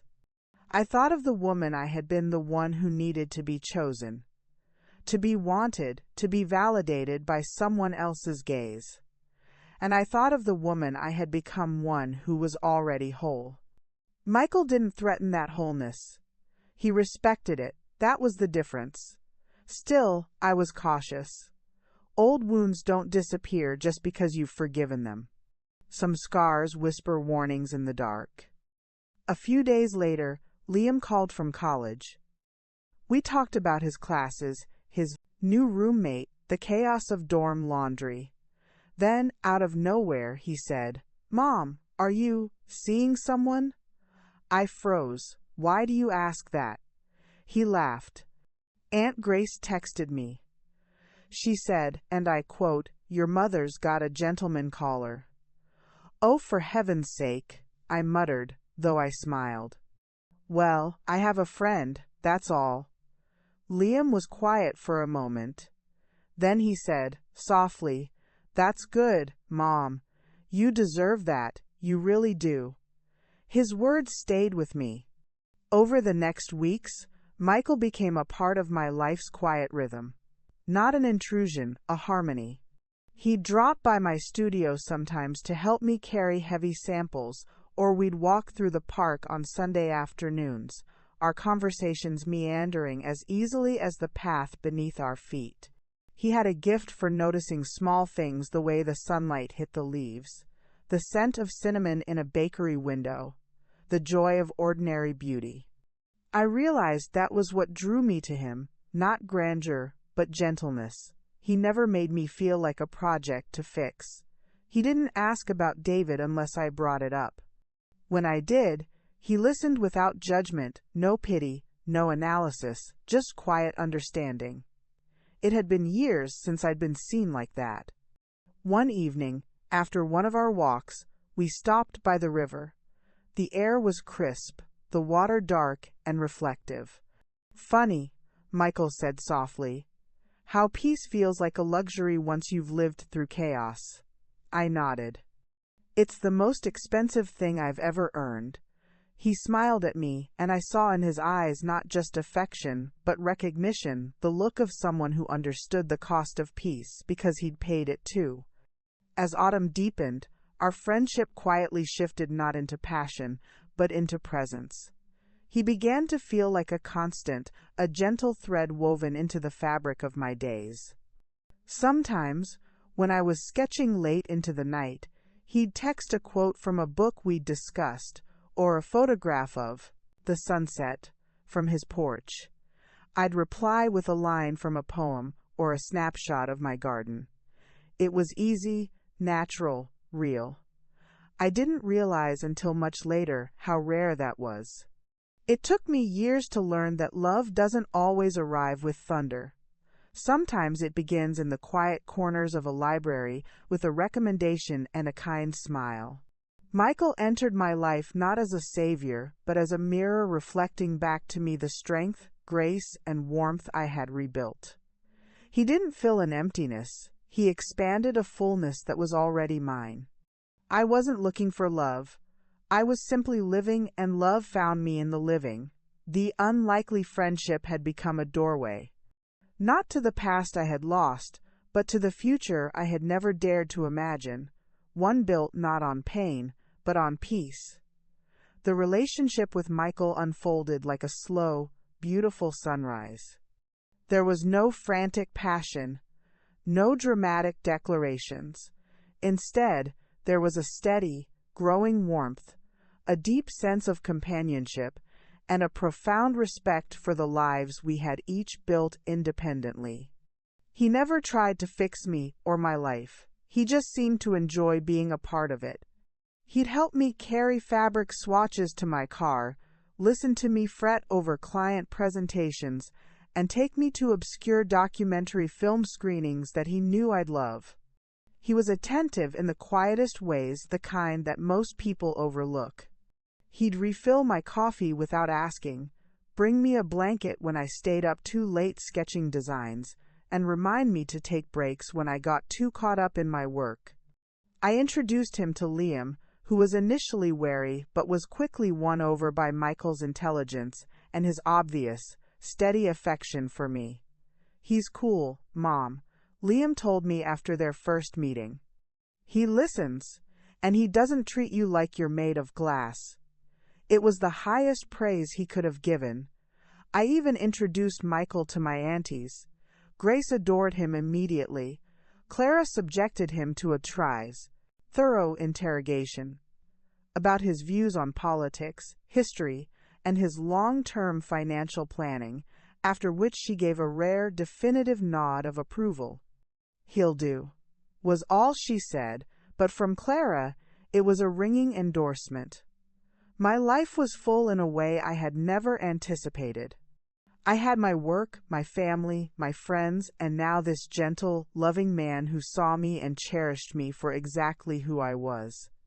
It was a kind of fullness that wasn't loud or showy. It was like the hum of a well-tuned instrument. Everything felt in rhythm, balanced. And then David reappeared. It was a Saturday afternoon. Michael and I were in my garden, planting a new rose bush. He had bought me a deep apricot-tangent-colored variety called Peace. The irony was not lost on either of us. We were both on our knees, our hands dirty, laughing about something, when a shadow fell over us. At first, I thought it was just a passing cloud. But when I looked up, it wasn't the sky dimming, it was the past. David was standing at the edge of my lawn, watching us. For a moment, the air between us froze like the world had paused to let a single frame of memory slip through. He looked different again. Not the hollow, broken man from Grace's kitchen, and not the desperate pleader from the cafe. He looked clear-eyed, calm. He had gained a little weight back, and he was dressed in clean, simple clothes. He held a small, wrapped gift in his hands. Michael started to stand, a question on his face, but I put a hand on his arm. "It's okay," I said softly. "I've got this." My voice surprised even me, steady, sure, unafraid. Once, David's presence would have sent my heart racing, my thoughts scattering like startled birds. But not that day. That day, the only thing I felt was an odd, gentle clarity. I stood, brushing the dirt from my knees, and walked over to David. The sound of my gloves brushing against each other, the crunch of gravel underfoot, everything felt magnified, every detail sharp. We stood a few feet apart, the boundary of my lawn feeling like a significant border. "David," I said. "Ruth." He smiled, a small, genuine smile. "Your garden looks beautiful. It always did." His eyes flickered to Michael, who had respectfully turned his attention back to the rose bush, giving us privacy. "I see you've moved on." "I have," I said, my voice even. "I'm glad," he said, and he sounded like he meant it. "Truly, I am." There was no tension in his tone, no trace of resentment, just acceptance. He looked lighter, not happy, perhaps, but unburdened. He held out the gift. "I'm leaving, Ruth. I got a job offer. A small firm in Oregon. It's a fresh start, a quiet one. I'm going to take it." I took the small, flat, square package. "Thank you." "It's not an apology," he said quickly. "I think I've burdened you with enough of those. It's just a goodbye and a thank you." "A thank you?" I asked, surprised. "For closing the door," he said, his gaze direct and honest.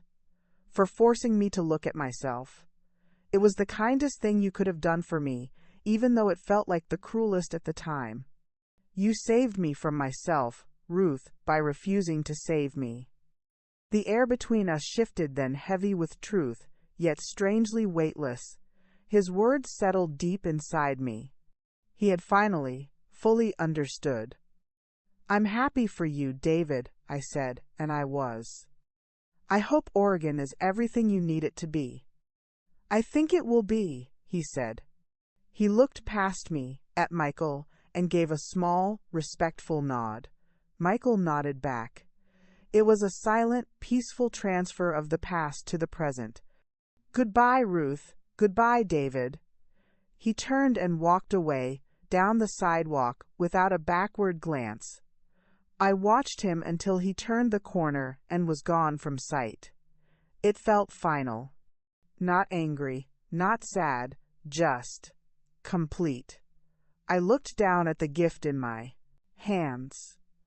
I unwrapped it there, standing on my lawn. It was a framed photograph. It was a picture I had taken, years and years ago, on that vacation to Maine. It was a shot of a weathered, gray dock stretching out into a perfectly still, glassy lake, the early morning mist rising off the water. It was a picture of profound peace. I had always loved that photo, but I'd thought it was lost. He must have kept it all these years. It was the perfect gift. Not a reminder of us, but a reminder of a feeling of peace that I had now, finally, reclaimed for myself. I walked back to Michael, who was now standing, watching me with a soft, understanding expression. I showed him the picture. "It's beautiful," he said. "It's peace," I said. He put his arm around my shoulders, and we stood there for a long time, in my garden, in the late afternoon sun, surrounded by the scent of earth and the promise of roses. The past had come, it had said a true and final goodbye, and it had left. The final choice had never really been between David and Michael. The final choice had been between living in the past and embracing the future. And I had chosen peace. I had chosen myself. And I had chosen the gentle, steady man standing beside me, who represented a future full of possibility, built not on drama and passion, but on respect, friendship, and a love that felt like coming home. That night, after Michael had gone home, I stood in the garden again. The moonlight spilled softly over the rose bush we had planted, peace. Its petals were half open, tender and trembling, catching the silver light like cupped hands. I knelt beside it, pressing my palm gently against the cool soil. "Grow well," I whispered. It felt symbolic, like every seed I had planted over the past few years had finally taken root. Not just the roses or the lavender that lined the path, but the invisible ones too, the seeds of patience, forgiveness, and self-worth. Inside the house, the framed photograph sat on my mantel. I hadn't hung it yet. I just let it rest there, leaning slightly against the wall, so I could see it as I moved through the room. The dock, the mist, the stillness, it reminded me of what I had learned, that peace doesn't arrive with fireworks or declarations.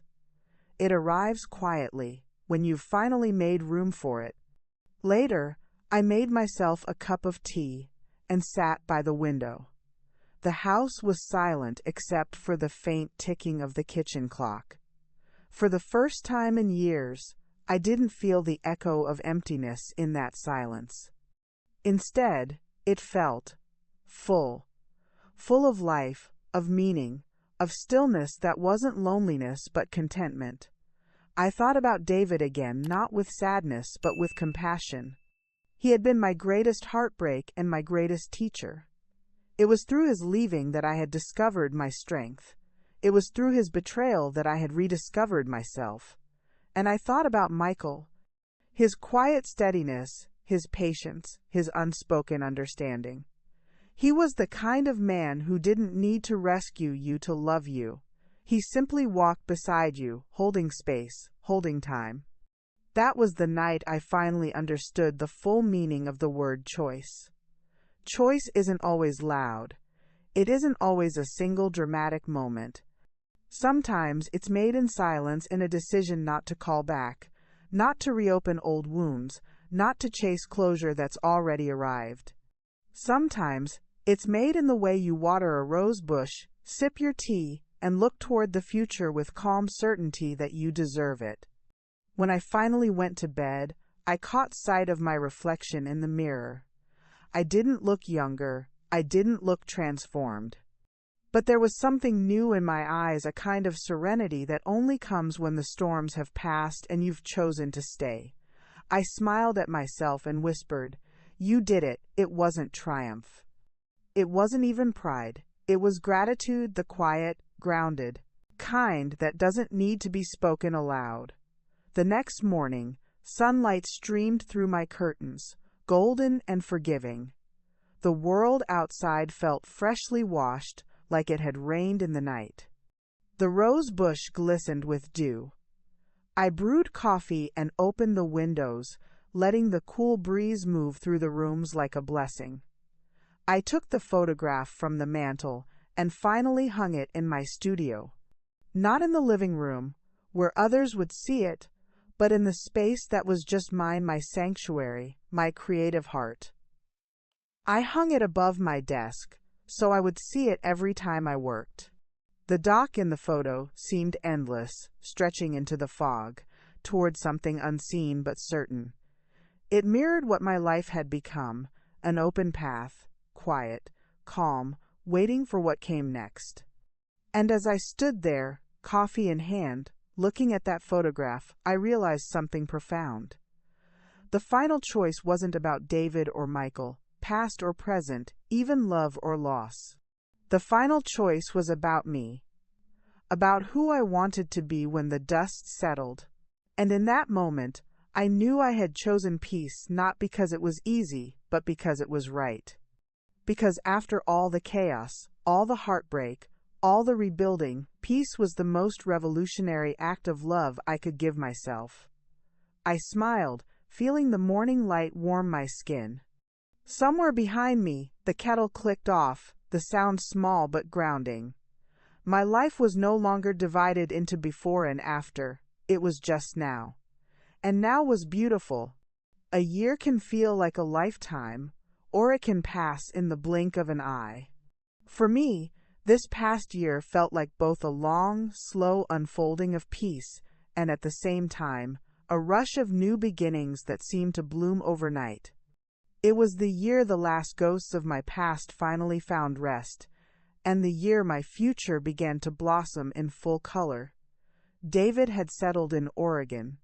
I hadn't heard from him directly, not a call, not a message, but Liam, ever the quiet bridge between us, would sometimes mention him in passing. He was doing well, Liam said.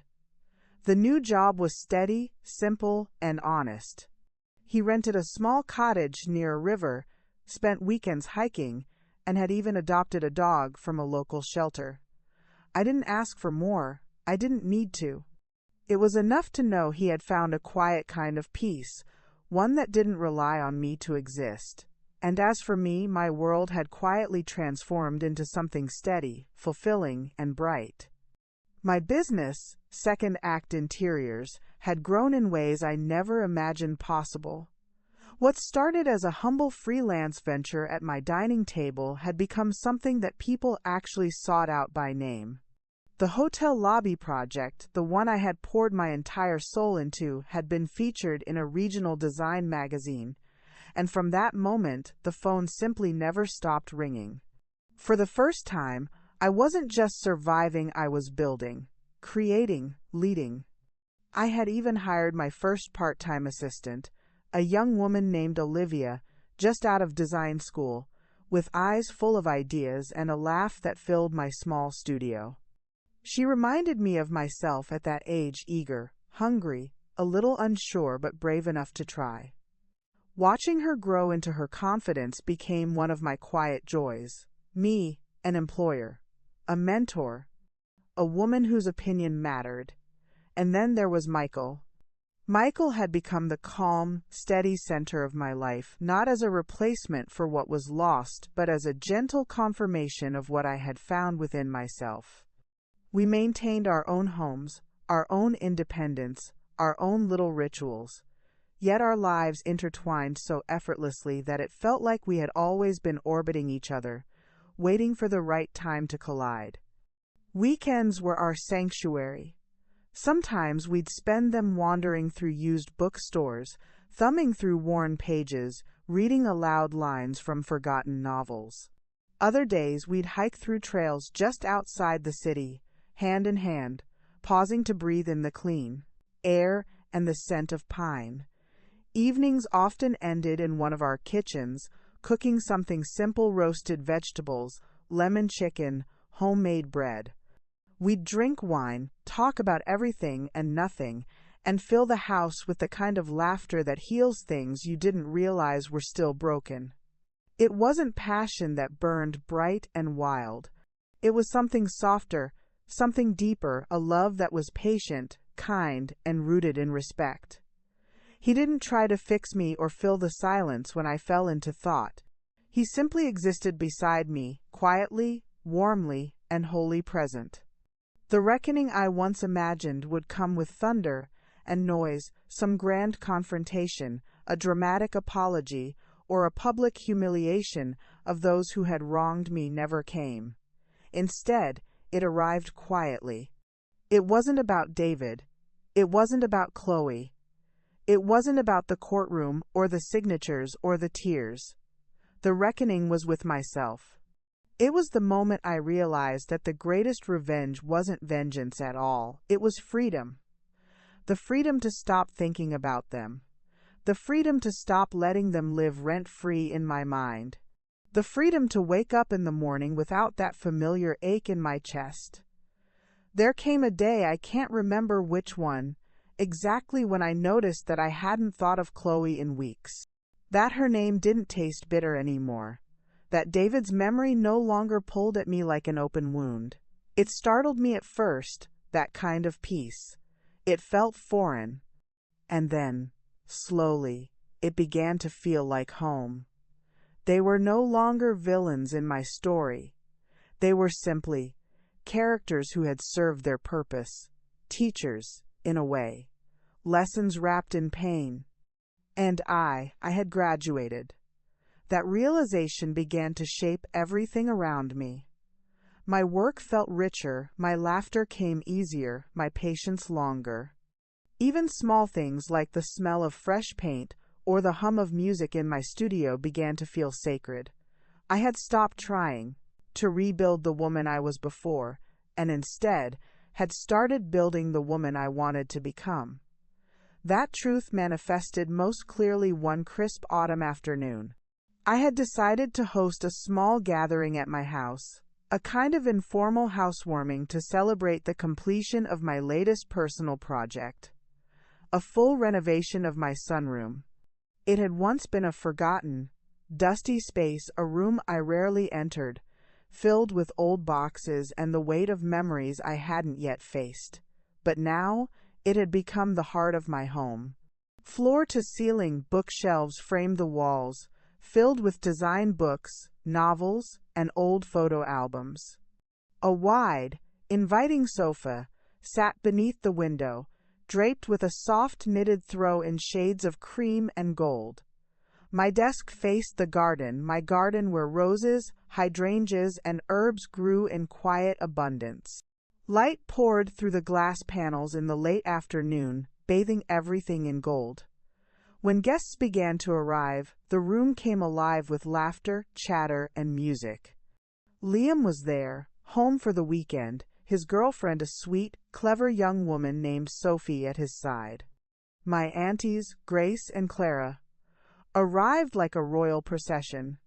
Grace with her booming laugh and her endless hugs, Clara with her usual air of composed curiosity. Michael stood by the fireplace, talking to Olivia and a few of my neighbors, a glass of red wine in his hand. Every so often, his eyes would find mine across the room, and we'd share that silent, familiar smile, the kind that said, "I see you. I'm proud of you. You're home." For a moment, I stood in the doorway, taking it all in. The room glowed with the warmth of the people I loved, and in that glow I saw the reflection of the life I had built, one rooted in resilience, laughter, and hard-earned peace. My eyes met Clara's across the room. She gave me a small, deliberate nod, her lips curving in something that looked suspiciously like pride. Grace, standing beside her, caught my eye and blew me a dramatic kiss. I laughed, shaking my head, and felt my chest swell with gratitude so big it almost hurt. This was my reckoning. Not the angry, tear-streaked one I once imagined, but this. This joy, this quiet fullness, this circle of love that had replaced the emptiness that once consumed me. Later, when the party had thinned and the laughter had softened into a cozy hum, I found myself outside on the porch with my aunties. The air was crisp and cool, carrying the faint scent of rain. The porch light cast a soft amber glow around us, and in the distance, crickets sang. "You did it, Ruth," Grace said finally, slipping her arm through mine. "You really did it." "She certainly did," Clara added, her voice softer than usual, the sharp edges dulled by affection. "You built a life they can only dream of, not one of glitter and show, but one with substance, with peace, with heart." I smiled, feeling tears prick the corners of my eyes. "I couldn't have done it without you too." "Nonsense," Clara said briskly, though I could see the shimmer of emotion in her gaze. "We just held up the mirror. You were the one brave enough to look into it and to change what you saw." We stood there in silence for a while, three women bound by blood, by love, and by generations of endurance. I thought of my mother then, and her mother before her. Women who had faced storms of their own, who had endured heartbreaks and disappointments but kept walking forward.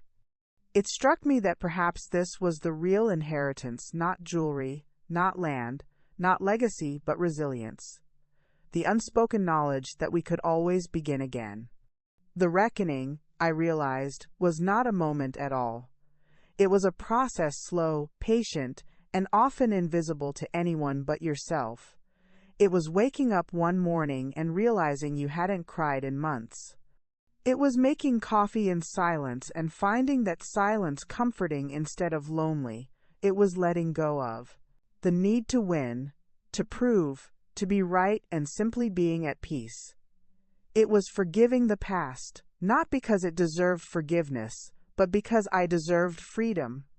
Inside, the laughter rose again, Michael's deep chuckle, Liam's teasing reply, Grace's unmistakable laugh. The sound spilled out into the night like music. I turned back toward the open door. The house on Maple Drive, once a monument to pain, once the stage of betrayal and heartbreak, was now just a home. A beautiful, warm, lived-in home. Its walls no longer echoed with ghosts, they hummed with life. And I was no longer the woman who had been left behind. I was the woman who had stayed, who had rebuilt, who had learned to love again, not just another person, but herself. As the stars began to bloom across the dark sky, I felt an immense, steady calm settle over me. This was my reckoning, not fire, not fury, not revenge, just peace. The kind of peace that doesn't ask for anything in return. The kind that stays. If you're listening to this, then you've walked with me through the fire and out the other side. You've heard my story, the betrayal, the pain, the long, slow climb back to myself. It's a story I never thought I'd tell, and certainly not one I ever imagined would be my own. But here we are. And if you've stayed with me this long, I think you deserve to know what it all meant. What I learned in the wreckage of a life I thought was permanent. People will tell you that time heals all wounds. I'm here to tell you that's not entirely true. Time alone doesn't heal. It just creates distance from the initial injury. What heals is what you do with that time. You can spend it picking at the scab, keeping the wound raw and infected with bitterness and rage. Or you can clean it, dress it, and though it will leave a scar, you can learn to live with that scar, and eventually to see it not as a mark of damage, but as a testament to your survival. For me, healing wasn't a straight line.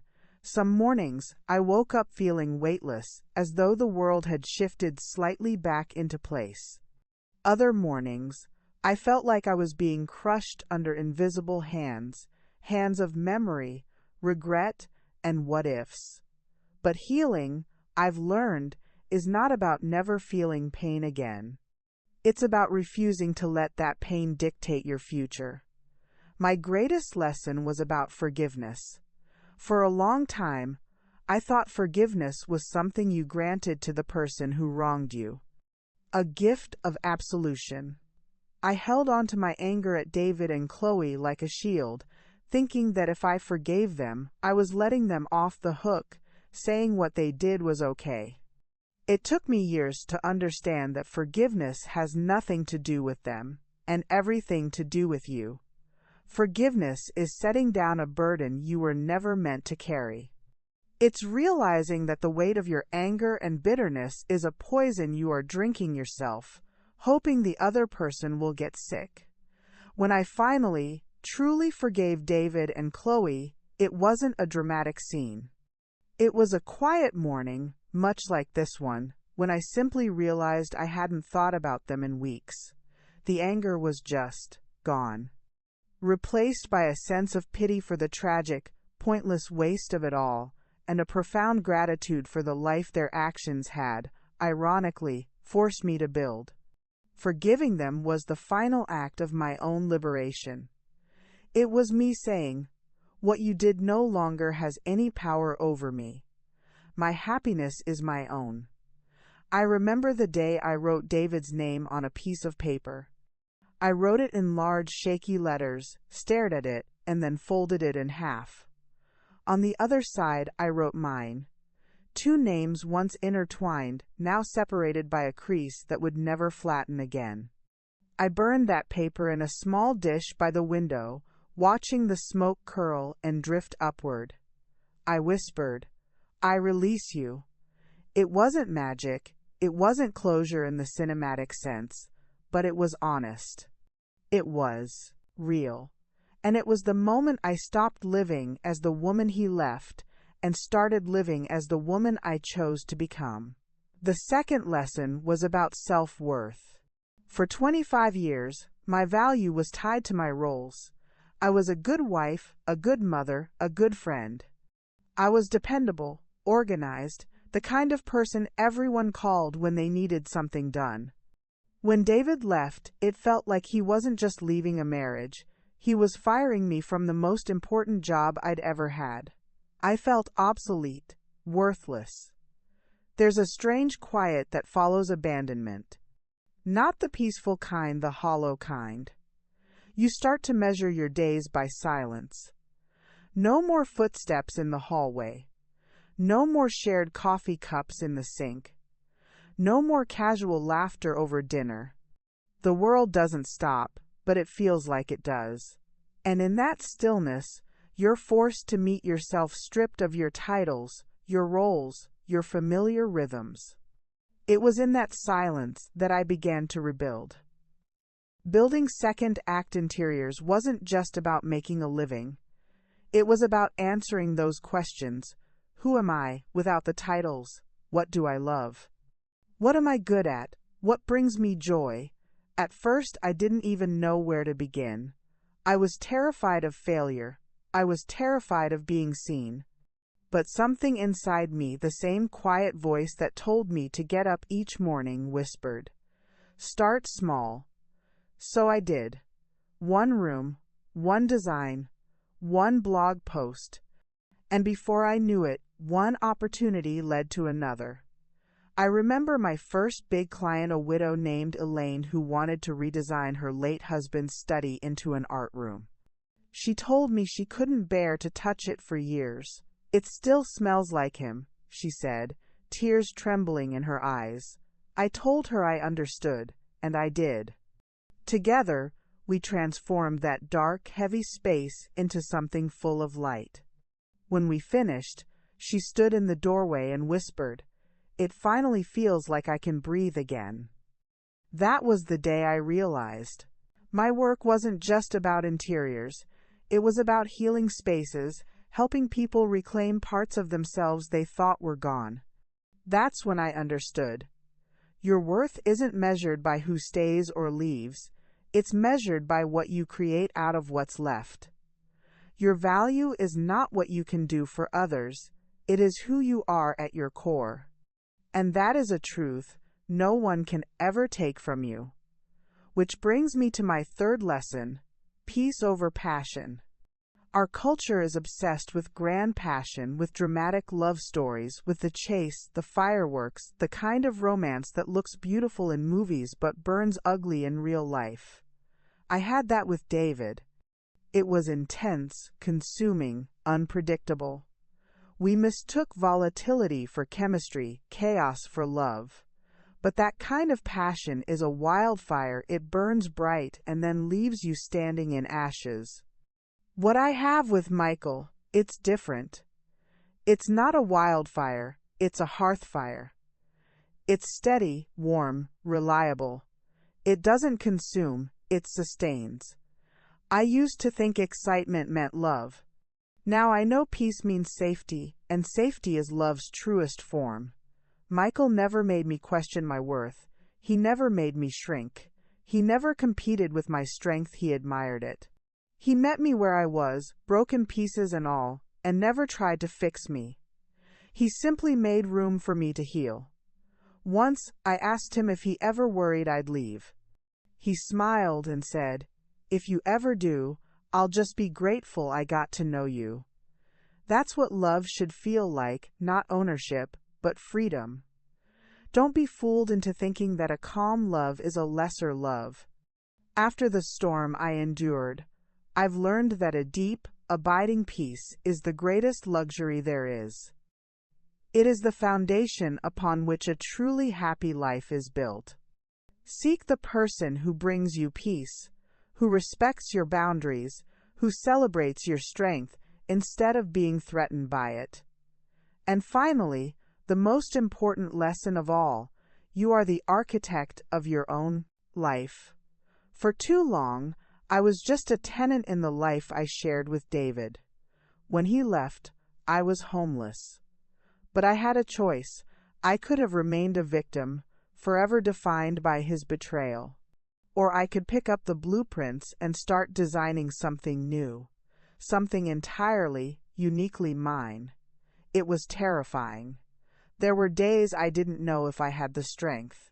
But I did it one paint color, one blog post, one client meeting at a time. I designed a life I loved, a life that fits me perfectly. When I walk into my studio now, the walls painted in soft dove gray, sunlight spilling across the oak floors, I feel something I hadn't felt in years: belonging. It's not a grand thing. It's not loud. It's a quiet hum, like the sound of contentment settling into your bones. So, my dear one, if you take nothing else from my story, take this: your life is your masterpiece. People will come and go. They will betray you, they will leave you, they will disappoint you. But you are constant.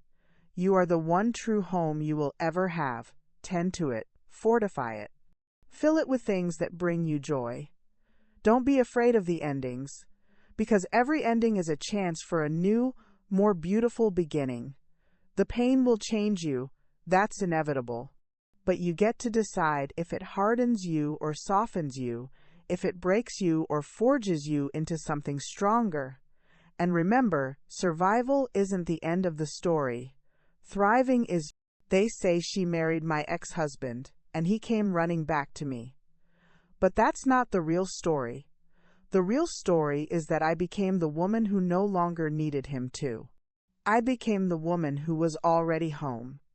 Be that woman, or that man. Be your own home. Build a life so full of meaning and purpose and peace that when the storms come, as they always do, You are not a house of cards, easily blown over. You are a house on a solid foundation, with a daffodil yellow porch, built to withstand the weather, and filled with a light that no one can ever extinguish. And when people ask you how you did it, how you survived, how you rebuilt, how you stayed kind in a world that broke you, tell them this: I learned that I am not the sum of what was done to me. I am the sum of what I chose to build after. That is my lesson. That is my truth. Now, go and build your own. Up next, 2 more incredible stories are waiting for you right on your screen. If you enjoyed this one, you won't want to miss these. Just click to watch and don't forget to subscribe.